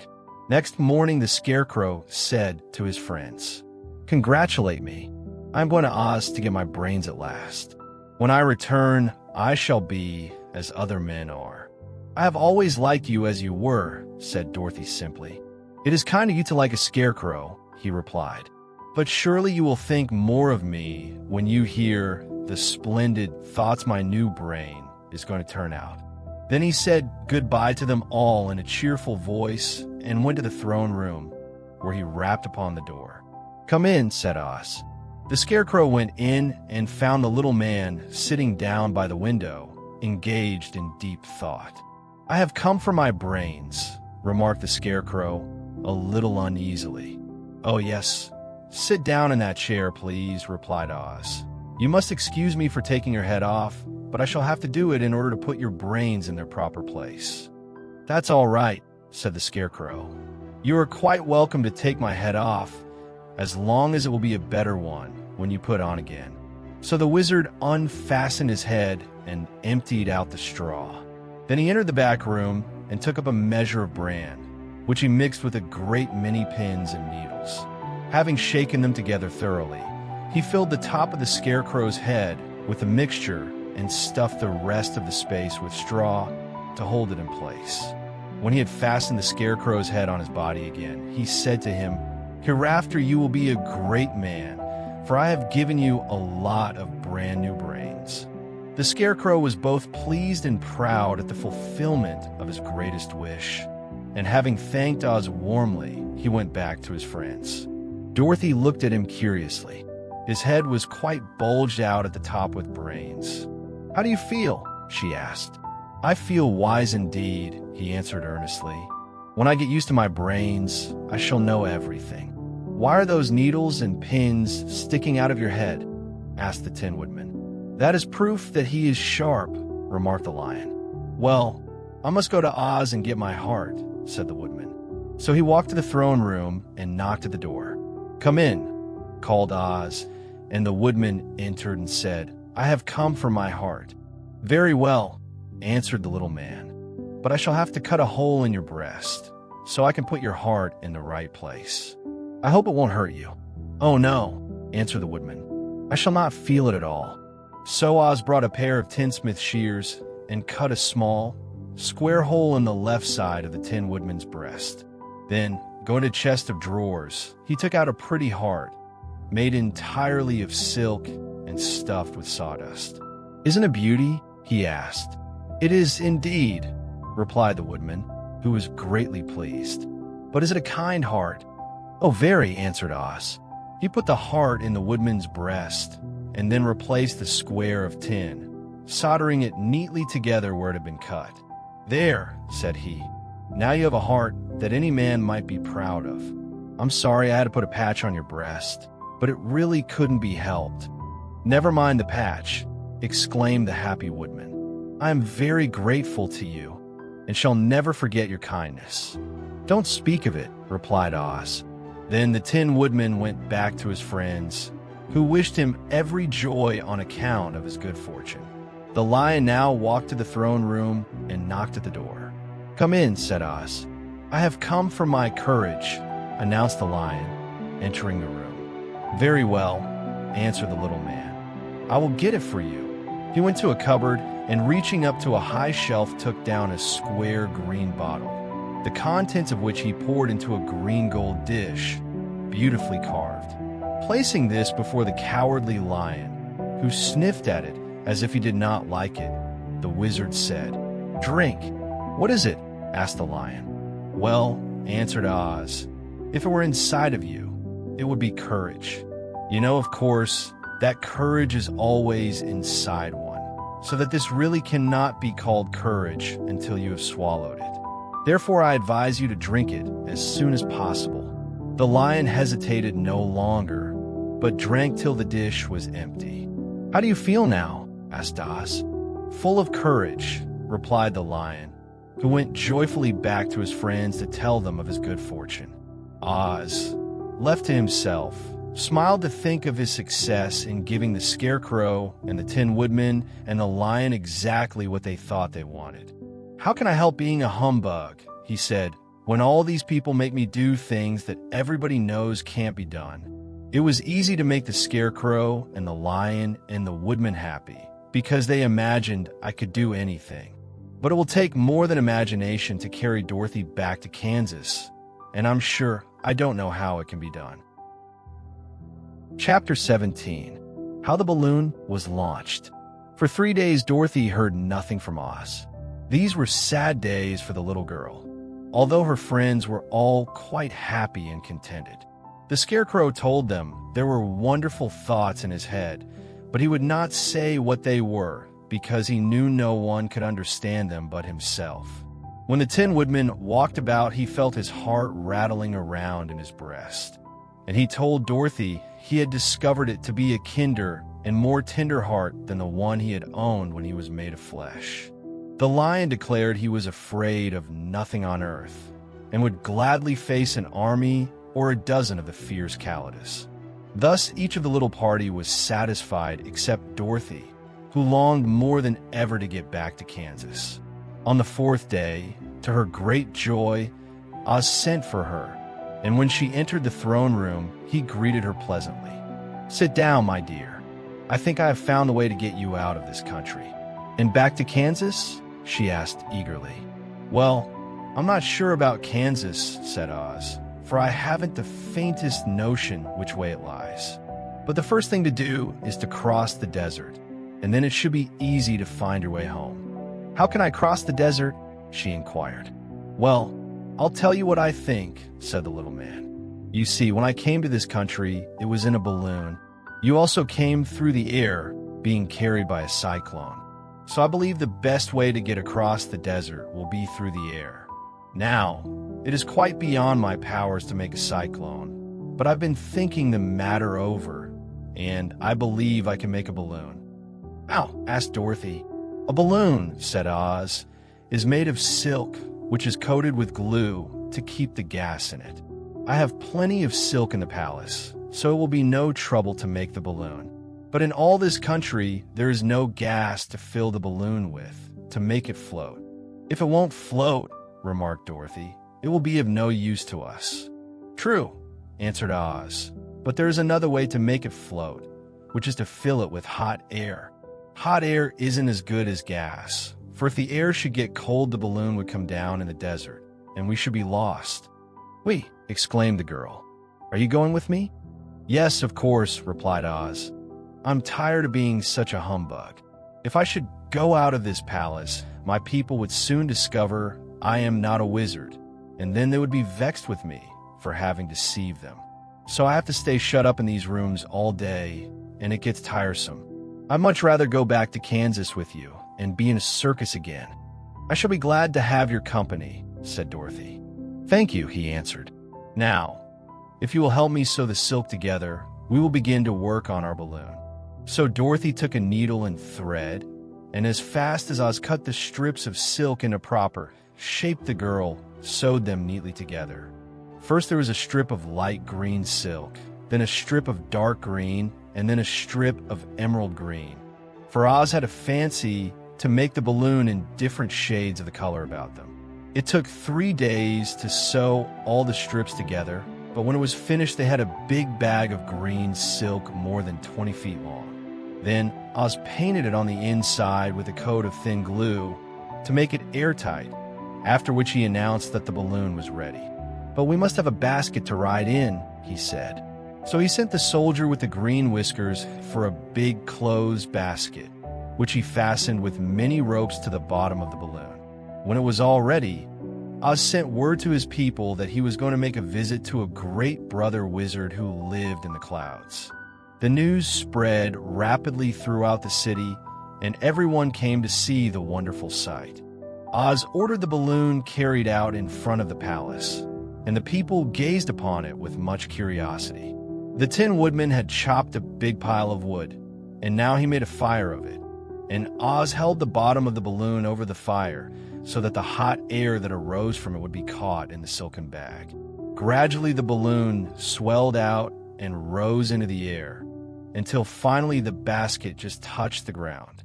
Then Oz got into the basket and said to all the people in a loud voice, "I am now going away to make a visit. While I am gone, the Scarecrow will rule over you. I command you to obey him as you would me." The balloon was by this time tugging hard at the rope that held it to the ground, for the air within it was hot, and this made it so much lighter in weight than the air without that it pulled hard to rise into the sky. "Come, Dorothy," cried the wizard. "Hurry up, or the balloon will fly away." "I can't find Toto anywhere," replied Dorothy, who did not wish to leave her little dog behind. Toto had run into the crowd to bark at a kitten, and Dorothy at last found him. She picked him up and ran towards the balloon. She was within a few steps of it, and Oz was holding out his hands to help her into the basket, when crack went the ropes, and the balloon rose into the air without her. "Come back," she screamed. "I want to go." "I can't come back, my dear," called Oz from the basket. "Goodbye, goodbye," shouted everyone, and all eyes were turned upward to where the wizard was riding in the basket, rising every moment farther and farther into the sky. And that was the last any of them ever saw of Oz, the wonderful wizard, though he may have reached Omaha safely and be there now, for all we know. But the people remembered him lovingly and said to one another, "Oz was always our friend. When he was here, he built for us this beautiful Emerald City, and now he is gone, he has left the wise Scarecrow to rule over us." Still, for many days they grieved over the loss of the wonderful wizard and would not be comforted. Chapter 18. Away to the South. Dorothy wept bitterly at the passing of her hope to get home to Kansas again. But when she thought it all over, she was glad she had not gone up in a balloon. And she also felt sorry at losing Oz, and so did her companions. The Tin Woodman came to her and said, "Truly I should be ungrateful if I failed to mourn for the man who gave me my lovely heart. I should like to cry a little because Oz is gone, if you will kindly wipe away my tears so that I shall not rust." "With pleasure," she answered, and brought a towel at once. Then the Tin Woodman wept for several minutes, and she watched the tears carefully and wiped them away with the towel. When he had finished, he thanked her kindly and oiled himself thoroughly with his jeweled oil can to guard against mishap. The Scarecrow was now the ruler of the Emerald City, and although he was not a wizard, the people were proud of him. For they said, there is not another city in all the world that is ruled by a stuffed man. And so far as they knew, they were quite right. The morning after the balloon had gone up with Oz, the four travelers met in the throne room and talked matters over. The Scarecrow sat in the big throne, and the others stood respectfully before him. "We are not so unlucky," said the new ruler, "for this palace and the Emerald City belong to us, and we can do just as we please. When I remember that a short time ago, I was up on a pole in a farmer's cornfield, and that now I'm the ruler of this beautiful city, I am quite satisfied with my lot. I also," said the Tin Woodman, "am well pleased with my new heart, and really, that was the only thing I wished in all the world. For my part, I am content in knowing I am as brave as any beast that ever lived, if not braver," said the lion modestly. "If Dorothy would only be contented to live in the Emerald City," continued the Scarecrow, "we might all be happy together. But I don't want to live here," cried Dorothy. "I want to go to Kansas and live with Aunt Em and Uncle Henry." "Well then, what can be done?" inquired the Woodman. The Scarecrow decided to think, and he thought so hard that the pins and needles began to stick out of his brains. Finally he said, "Why not call the winged monkeys and ask them to carry you over the desert?" "I never thought of that," said Dorothy joyfully. "It's just the thing. I'll go at once for the golden cap." When she brought it into the throne room, she spoke the magic words, and soon the band of winged monkeys flew in through the open window and stood beside her. "This is the second time you have called us," said the Monkey King, bowing before the little girl. "What do you wish?" "I want you to fly with me to Kansas," said Dorothy. But the Monkey King shook his head. "That cannot be done," he said. "We belong to this country alone and cannot leave it. There's never been a winged monkey in Kansas yet, and I suppose there never will be, for they don't belong there. We shall be glad to serve you in any way in our power, but we cannot cross the desert. Goodbye." And with another bow, the Monkey King spread his wings and flew away through the window, followed by all his band. Dorothy was ready to cry with disappointment. "I have wasted the charm of the golden cap to no purpose," she said, "for the winged monkeys cannot help me."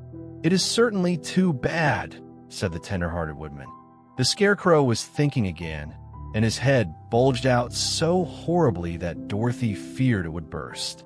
"Let us call on the soldier with the green whiskers," he said, "and ask his advice."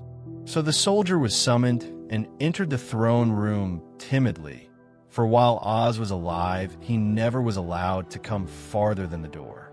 "This little girl," said the Scarecrow to the soldier, "wishes to cross the desert. How can she do so?" "I cannot tell," answered the soldier, "for nobody has ever crossed the desert, unless it is Oz himself."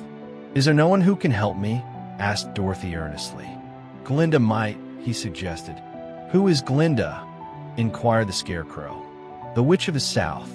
She is the most powerful of all the witches and rules over the Quadlings. Besides, her castle stands on the edge of the desert, so she may know a way to cross it." "Glinda is a good witch, isn't she?" asked the child. "The Quadlings think she is good," said the soldier, "and she is kind to everyone. I have heard that Glinda is a beautiful woman who knows how to keep young in spite of the many years she has lived." "How can I get her castle?" asked Dorothy. "The road is straight to the south," he answered, "but it is said to be full of dangers to travelers. There are wild beasts in the woods, and a race of queer men who do not like strangers to cross their country. For this reason, none of the Quadlings ever come to the Emerald City." The soldier then left them, and the Scarecrow said, "It seems, in spite of dangers, that the best thing Dorothy can do is to travel to the land of the South and ask Glinda to help her. For, of course, if Dorothy stays here, she will never get back to Kansas." "You must have been thinking again," remarked the Tin Woodman. "I have," said the Scarecrow. "I shall go with Dorothy," declared the lion, "for I am tired of your city and long for the woods and the country again. I am really a wild beast, you know. Besides, Dorothy will need someone to protect her." "That is true," agreed the woodman. "My axe may be of service to her, so I also will go with her to the land of the south." "When shall we start?" asked the Scarecrow. "Are you going?" they asked in surprise. "Certainly. If it wasn't for Dorothy, I should never have had brains. She lifted me from the pole in the cornfield and brought me to the Emerald City. So my good luck is all due to her. I shall never leave her until she starts back to Kansas for good and all." "Thank you," said Dorothy gratefully. "You're all very kind to me, but I should like to start as soon as possible." "We shall go tomorrow morning," returned the Scarecrow. "So now let us all get ready, for it will be a long journey." Chapter 19. Attacked by the Fighting Trees. The next morning, Dorothy kissed the pretty green girl goodbye, and they all shook hands with the soldier with the green whiskers, who had walked with them as far as the gate. When the guardian of the gate saw them again, he wondered greatly that they could leave the beautiful city to get into new trouble. But he at once unlocked their spectacles, which he put back in the green box, and gave them many good wishes to carry with them. "You are now our ruler," he said to the Scarecrow, "so you must come back to us as soon as possible." "I certainly shall if I am able," the Scarecrow replied, "but I must help Dorothy to get home first." As Dorothy bade the good-natured guardian a last farewell, she said, "I've been very kindly treated in your lovely city, and everyone has been good to me. I cannot tell you how grateful I am." "Don't try, my dear," he answered. "We should like to keep you with us, but if it is your wish to return to Kansas, I hope you will find a way." He then opened the gate of the outer wall, and they walked forth and started upon their journey. The sun shone brightly as our friends turned their faces toward the land of the south. They were all in the best of spirits and laughed and chatted together. Dorothy was once more filled with the hope of getting home, and the Scarecrow and the Tin Woodman were glad to be of use to her. As for the lion, he sniffed the fresh air with delight and whisked his tail from side to side in pure joy at being in the country again, while Toto ran around them and chased the moths and butterflies, barking merrily all the time. "City life does not agree with me at all," remarked the lion, as they walked along at a brisk pace. "I have lost much flesh since I lived there, and now I am anxious for a chance to show the other beasts how courageous I have grown." They now turned and took a last look at the Emerald City. All they could see was a mass of towers and steeples behind the green walls, and high up above everything the spires and dome of the Palace of Oz. "Oz was not such a bad wizard, after all," said the Tin Woodman, as he felt his heart rattling around in his breast. "He knew how to give me brains, and very good brains too," said the Scarecrow. "If Oz had taken a dose of the same courage he gave me," added the lion, "he would have been a brave man." Dorothy said nothing. Oz had not kept the promise he made her, but he had done his best, so she forgave him. As he said, he was a good man, even if he was a bad wizard. The first day's journey was through the green fields and bright flowers that stretched about the Emerald City on every side. They slept that night on the grass, with nothing but the stars over them, and they rested very well indeed. In the morning they traveled on until they came to a thick wood. There was no way of going around it, for it seemed to extend to the right and left as far as they could see, and besides, they did not dare change the direction of their journey for fear of getting lost. So they looked for the place where it would be easiest to get into the forest. The Scarecrow, who was in the lead, finally discovered a big tree with such wide-spreading branches that there was room for the party to pass underneath. So he walked forward to the tree, but just as he came under the first branches, they bent down and twined around him, and the next minute he was raised from the ground and flung headlong among his fellow travelers. This did not hurt the Scarecrow, but it surprised him, and he looked rather dizzy when Dorothy picked him up. Here, is another space between the trees called the lion. "Let me try it first," said the Scarecrow, "for it doesn't hurt me to get thrown about." He walked up to another tree as he spoke, but its branches immediately seized him and tossed him back again. "This is strange," exclaimed Dorothy. "What shall we do?" "The trees seem to have made up their minds to fight us and stop our journey," remarked the lion. "I believe I will try it myself," said the woodman, and shouldering his axe, he marched up to the first tree that had handled the Scarecrow so roughly. When a big branch bent down to seize him, the woodman chopped at it so fiercely that he cut it in two. At once the tree began shaking all its branches as if in pain, and the Tin Woodman passed safely under it. "Come on," he shouted to the others. "Be quick." They all ran forward and passed under the tree without injury, except Toto, who was caught by a small branch and shaken until he howled. But the woodman promptly chopped off the branch and set the little dog free. The other trees of the forest did nothing to keep them back, so they made up their minds that only the first row of trees could bend down their branches, and that probably these were the policemen of the forest, and given this wonderful power in order to keep strangers out of it. The four travelers walked with ease through the trees until they came to the farther edge of the wood. Then, to their surprise, they found before them a high wall, which seemed to be made of white china. It was smooth, like the surface of a dish, and higher than their heads. "What shall we do now?" asked Dorothy. "I will make a ladder," said the Tin Woodman, "for we certainly must climb over the wall." Chapter 20. The Dainty China Country. While the woodman was making a ladder from wood which he found in the forest, Dorothy lay down and slept, for she was tired by the long walk. The lion also curled himself up to sleep, and Toto lay beside him. The Scarecrow watched the woodman while he worked and said to him, "I cannot think why this wall is here, nor what it is made of." "Rest your brains and do not worry about the wall," replied the woodman. "When we have climbed over it, we shall know what is on the other side." After a time, the ladder was finished. It looked clumsy, but the Tin Woodman was sure it was strong and would answer their purpose. The Scarecrow waked Dorothy and the lion and Toto and told them that the ladder was ready. The Scarecrow climbed up the ladder first, but he was so awkward that Dorothy had to follow close behind and keep him from falling off. When he got his head over the top of the wall, the Scarecrow said, "Oh my." "Go on," exclaimed Dorothy. So the Scarecrow climbed farther up and sat down on the top of the wall, and Dorothy put her head over and cried, "Oh my," just as the Scarecrow had done. Then Toto came up and immediately began to bark, but Dorothy made him be still.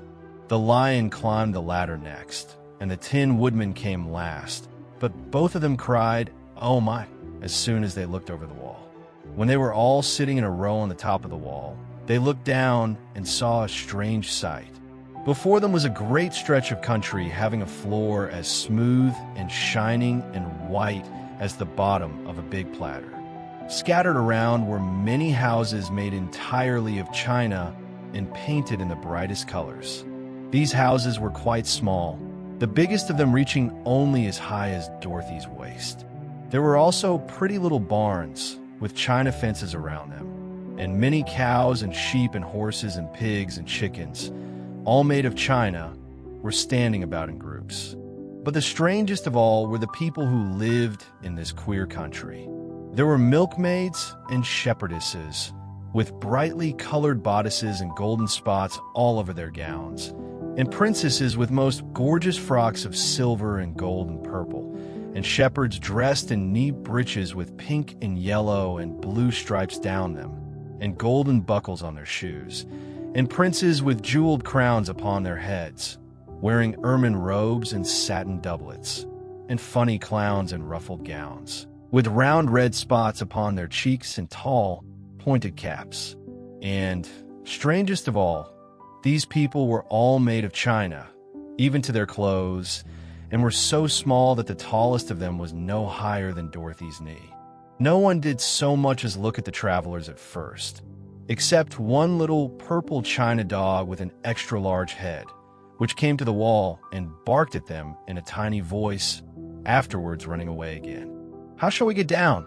asked Dorothy. They found the ladder so heavy they could not pull it up, so the Scarecrow fell off the wall and the others jumped down upon him so that the hard floor would not hurt their feet. Of course, they took pains not to light on his head and get the pins in their feet. When all were safely down, they picked up the Scarecrow, whose body was quite flattened out, and patted his straw into shape again. "We must cross this strange place in order to get to the other side," said Dorothy, "for it would be unwise for us to go any other way except due south." They began walking through the country of the China people, and the first thing they came to was a China milkmaid milking a China cow. As they drew near, the cow suddenly gave a kick and kicked over the stool, the pail, and even the milkmaid herself, and all fell on the China ground with a great clatter.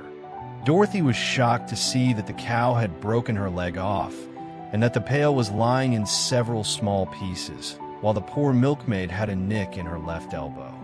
"There!" cried the milkmaid angrily. "See what you have done. My cow has broken her leg, and I must take her to the mender's shop and have it glued on again. What do you mean by coming here and frightening my cow?" "I'm very sorry," returned Dorothy. "Please forgive us." But the pretty milkmaid was much too vexed to make any answer. She picked up the leg sulkily and led her cow away, the poor animal limping on 3 legs.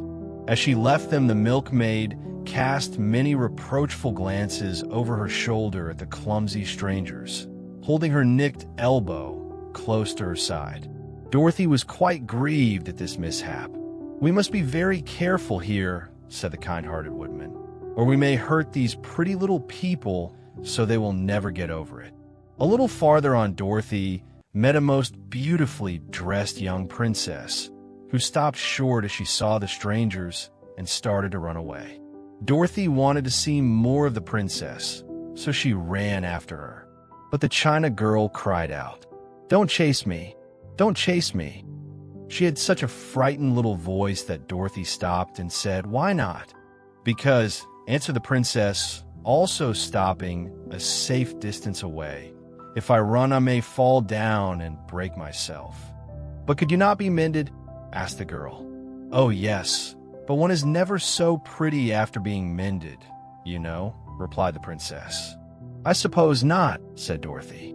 "Now, there is Mr. Joker, one of our clowns," continued the China lady, "who is always trying to stand upon his head. He has broken himself so often that he is mended in 100 places and doesn't look at all pretty. Here he comes now, so you can see for yourself." Indeed, a jolly little clown came walking toward them, and Dorothy could see that in spite of his pretty clothes of red and yellow and green, he was completely covered with cracks, running every which way and showing plainly that he had been mended in many places. The clown put his hands in his pockets, and after puffing out his cheeks and nodding his head at them saucily, he said, "My lady fair, why do you stare at poor old Mr. Joker? You're quite as stiff and prim as if you'd eaten up a poker." "Be quiet, sir," said the princess. "Can't you see these are strangers and should be treated with respect?" "Well, that's respect, I expect," declared the clown, and immediately stood upon his head. "Don't mind Mr. Joker," said the princess to Dorothy. "He is considerably cracked in his head, and that makes him foolish." "Oh, I don't mind him a bit," said Dorothy. "But you are so beautiful," she continued, "that I am sure I could love you dearly. Won't you let me carry you back to Kansas and stand you on Aunt Em's mantle? I could carry you in my basket." "That would make me very unhappy," answered the China princess. "You see, here in our country we live contentedly and can talk and move around as we please. But whenever any of us are taken away, our joints at once stiffen, and we can only stand straight and look pretty. Of course, that is all that is expected of us when we are on mantels and cabinets and drawing-room tables. But our lives are much pleasanter here in our own country. I would not make you unhappy for all the world, exclaimed Dorothy. So I'll just say goodbye. Goodbye, replied the princess. They walked carefully through the China country. The little animals and all the people scampered out of their way, fearing the strangers would break them. And after an hour or so, the travelers reached the other side of the country and came to another China wall. It was not so high as the first, however, and by standing upon the lion's back, they all managed to scramble to the top. Then the lion gathered his legs under him and jumped on the wall. But just as he jumped, he upset a china church with his tail and smashed it all to pieces. That was too bad, said Dorothy. But really, I think we were lucky in not doing these little people more harm than breaking a cow's leg in a church. They're all so brittle. They are, indeed, said the Scarecrow. And I am thankful I am made of straw and cannot be easily damaged. There are worse things in the world than being a scarecrow. Chapter 21. The Lion Becomes the King of Beasts. After climbing down from the China wall, the travelers found themselves in a disagreeable country, full of bogs and marshes and covered with tall, rank grass. It was difficult to walk without falling into muddy holes, for the grass was so thick that it hid them from sight. However, by carefully picking their way, they got safely along until they reached solid ground. But here the country seemed wilder than ever, and after a long and tiresome walk through the underbrush, they entered another forest, where the trees were bigger and older than any they had ever seen. This forest is perfectly delightful, declared the lion, looking around him with joy. Never have I seen a more beautiful place. It seems gloomy, said the Scarecrow. Not a bit of it, answered the lion. I should like to live here all my life. See how soft the dried leaves are under your feet, and how rich and green the moss is that clings to these old trees. Surely no wild beast could wish a pleasanter home. Perhaps there are wild beasts in the forest now, said Dorothy. I suppose there are, returned the lion, but I do not see any of them about. They walked through the forest until it became too dark to go any farther. Dorothy and Toto and the lion lay down to sleep, while the woodman and the Scarecrow kept watch over them, as usual. When morning came, they started again. Before they had gone far, they heard a low rumble, as of the growling of many wild animals. Toto whimpered a little, but none of the others was frightened, and they kept along the well-trodden path until they came to an opening in the wood, in which were gathered hundreds of beasts of every variety. There were tigers and elephants and bears and wolves and foxes and all the others in the natural history, and for a moment Dorothy was afraid. But the lion explained that the animals were holding a meeting, and he judged by their snarling and growling that they were in great trouble. As he spoke, several of the beasts caught sight of him, and at once the great assemblage hushed as if by magic. The biggest of the tigers came up to the lion and bowed, saying, "Welcome, O King of Beasts. You have come in good time to fight our enemy and bring peace to all the animals of the forest once more." "What is your trouble?" asked the lion quietly. "We are all threatened," answered the tiger, "by a fierce enemy which has lately come into this forest. It is a most tremendous monster, like a great spider, with a body as big as an elephant and legs as long as a tree trunk.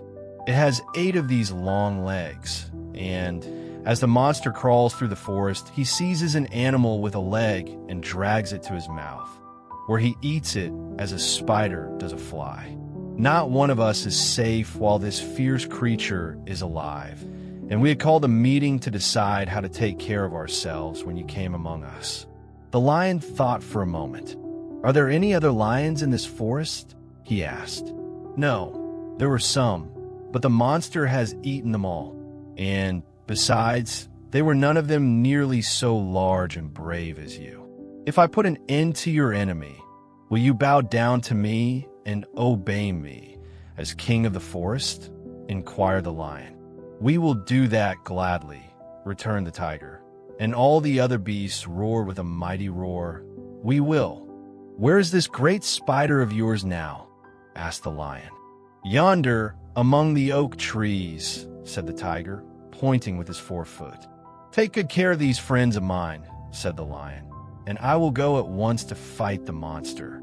He bade his comrades goodbye and marched proudly away to do battle with the enemy. The great spider was lying asleep when the lion found him, and it looked so ugly that its foe turned up his nose in disgust. Its legs were quite as long as the tiger had said, and its body covered with coarse black hair. It had a great mouth, with a row of sharp teeth a foot long, but its head was joined to the pudgy body by a neck as slender as a wasp's waist. This gave the lion a hint of the best way to attack the creature, and as he knew it was easier to fight it asleep than awake, he gave a great spring and landed directly upon the monster's back. Then, with one blow of his heavy paw, all armed with sharp claws, he knocked the spider's head from its body. Jumping down, he watched it until the long legs stopped wiggling when he knew it was quite dead. The lion went back to the opening where the beasts of the forest were waiting for him and said proudly, "You need fear your enemy no longer." Then the beasts bowed down to the lion as their king, and he promised to come back and rule over them as soon as Dorothy was safely on her way to Kansas. Chapter 22. The Country of the Quadlings. The four travelers passed through the rest of the forest in safety, and when they came out from its gloom, saw before them a steep hill covered from top to bottom with great pieces of rock. "That will be a hard climb," said the Scarecrow, "but we must get over the hill nevertheless." So he led the way, and the others followed. They had nearly reached the first rock when they heard a rough voice cry out, "Keep back." "Who are you?" asked the Scarecrow. Then a head showed itself over the rock, and the same voice said, "This hill belongs to us, and we don't allow anyone to cross it." "But we must cross it," said the Scarecrow. "We're going to the country of the Quadlings." "But you shall not," replied the voice, and there stepped from behind the rock the strangest man the travelers had ever seen. He was quite short and stout, and had a big head, which was flat at the top and supported by a thick neck full of wrinkles. But he had no arms at all, and, seeing this, the Scarecrow did not fear that so helpless a creature could prevent them from climbing the hill. So he said, "I'm sorry not to do as you wish, but we must pass over your hill whether you like it or not." And he walked boldly forward. As quick as lightning, the man's head shot forward, and his neck stretched out until the top of the head, where it was flat, struck the Scarecrow in the middle and sent him tumbling, over and over, down the hill. Almost as quickly as it came, the head went back to the body, and the man laughed harshly as he said, "It isn't as easy as you think." A chorus of boisterous laughter came from the other rocks, and Dorothy saw hundreds of the armless hammerheads upon the hillside, one behind every rock. The lion became quite angry at the laughter caused by the Scarecrow's mishap, and giving a loud roar that echoed like thunder, he dashed up the hill. Again a head shot swiftly out, and the great lion went rolling down the hill as if he had been struck by a cannonball. Dorothy ran down and helped the Scarecrow to his feet, and the lion came up to her, feeling rather bruised and sore, and said, "It is useless to fight people with shooting heads. No one can withstand them."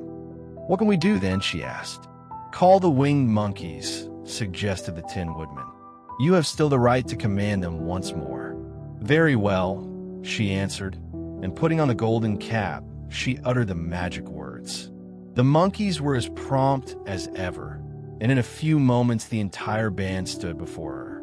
"What are your commands?" inquired the king of the monkeys, bowing low.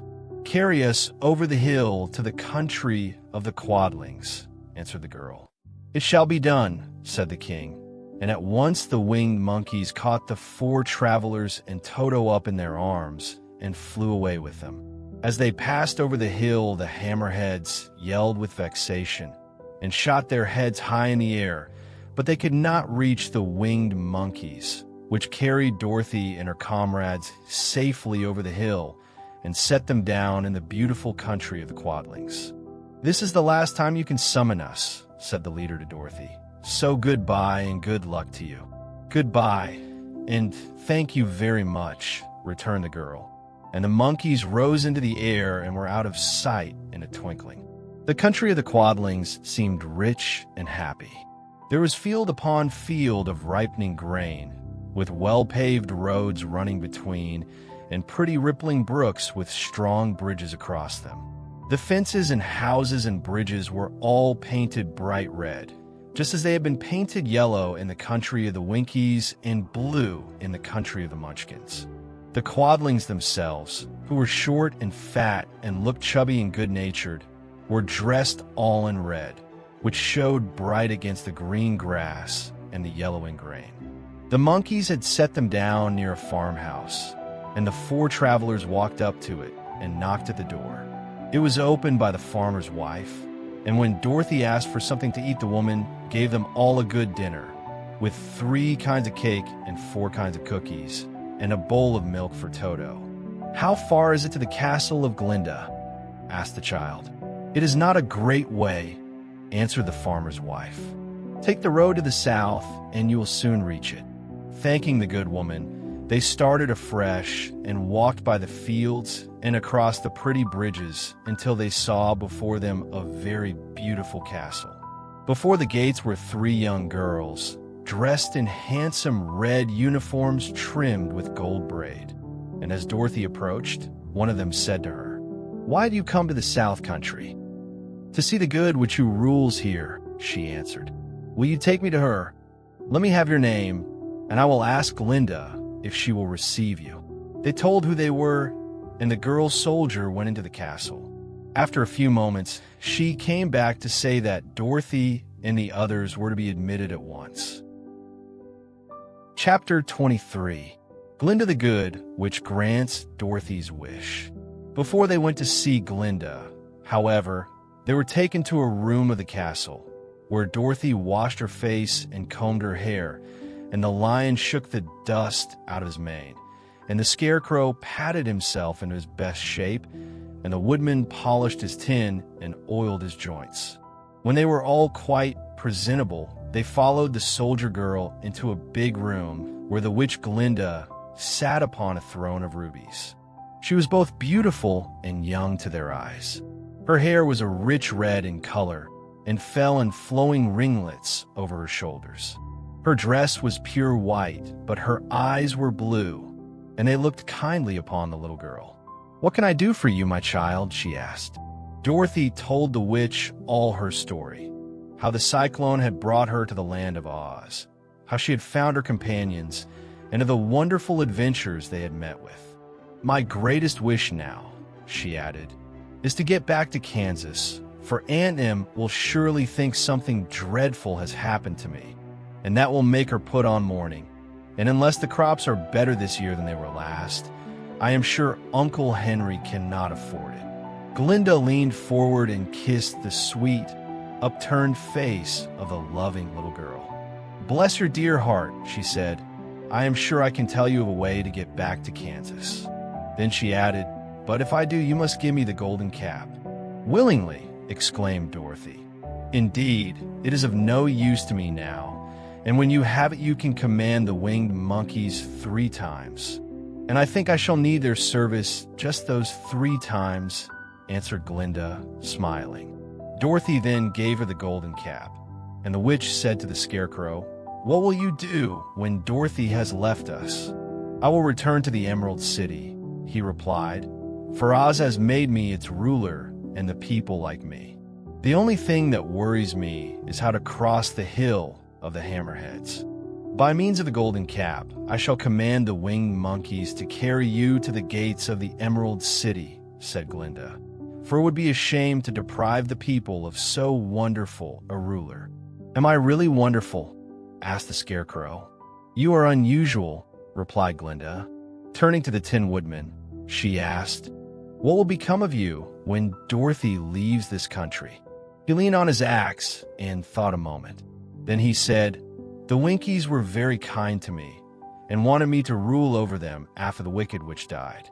I am fond of the Winkies, and if I could get back again to the country of the West, I should like nothing better than to rule over them forever. My second command to the winged monkeys, said Glinda, will be that they carry you safely to the land of the Winkies. Your brain may not be so large to look at as those of the Scarecrow, but you are really brighter than he is when you are well polished, and I am sure you will rule the Winkies wisely and well. Then the witch looked at the big, shaggy lion and asked, when Dorothy has returned to her own home, what will become of you? Over the hill of the Hammerheads, he answered, lies a grand old forest, and all the beasts that live there have made me their king. If I could only get back to this forest, I would pass my life very happily there. My third command to the winged monkeys, said Glinda, shall be to carry you to your forest. Then, having used up the powers of the golden cap, I shall give it to the king of the monkeys, that he and his band may thereafter be free forevermore. The Scarecrow and the Tin Woodman and the Lion now thanked the Good Witch earnestly for her kindness, and Dorothy exclaimed, You are certainly as good as you are beautiful, but you have not yet told me how to get back to Kansas. Your silver shoes will carry you over the desert, replied Glinda. If you had known their power, you could have gone back to your Aunt Em the very first day you came to this country. But then I should not have had my wonderful brains, cried the Scarecrow. I might have passed my whole life in the farmer's cornfield. And I should not have had my lovely heart, said the Tin Woodman. I might have stood and rusted in the forest till the end of the world. And I should have lived a coward forever, declared the Lion. And no beast in all the forest would have had a good word to say to me. This is all true, said Dorothy, and I am glad I was of use to these good friends. But now that each of them has had what he most desired, and each is happy in having a kingdom to rule besides, I think I should like to go back to Kansas. The silver shoes, said the Good Witch, have wonderful powers, and one of the most curious things about them is that they can carry you to any place in the world in 3 steps, and each step will be made in the wink of an eye. All you have to do is to knock the heels together 3 times and command the shoes to carry you wherever you wish to go. If that is so, said the child joyfully, I will ask them to carry me back to Kansas at once. She threw her arms around the lion's neck and kissed him, patting his big head tenderly. Then she kissed the Tin Woodman, who was weeping in a way most dangerous to his joints. But she hugged the soft, stuffed body of the Scarecrow in her arms instead of kissing his painted face, and found she was crying herself at this sorrowful parting from her loving comrades. Glinda the Good stepped down from her ruby throne to give the little girl a goodbye kiss, and Dorothy thanked her for all the kindness she had shown to her friends and herself.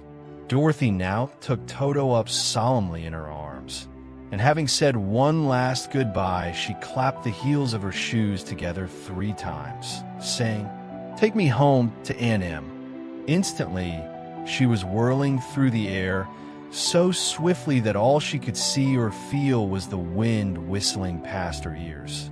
The silver shoes took but 3 steps, and then she stopped so suddenly that she rolled over upon the grass several times before she knew where she was. At length, however, she sat up and looked about her. Good gracious, she cried, for she was sitting on the broad Kansas prairie, and just before her was the new farmhouse Uncle Henry built after the cyclone had carried away the old one. Uncle Henry was milking the cows in the barnyard, and Toto had jumped out of her arms and was running toward the barn, barking furiously. Dorothy stood up and found she was in her stocking feet, for the silver shoes had fallen off in her flight through the air and were lost forever in the desert. Chapter 24. Home again. Auntie Em had just come out of the house to water the cabbages when she looked up and saw Dorothy running toward her. My darling child, she cried, folding the little girl in her arms and covering her face with kisses. Where in the world did you come from? From the land of Oz, said Dorothy gravely. And here's Toto, too. And oh, Auntie Em, I'm so glad to be home again. The end. And that brings us to the end of the story. Thank you for listening. If you love this audiobook, please like, subscribe, and turn on notifications so you never miss a new story. Until next time, keep listening and keep imagining.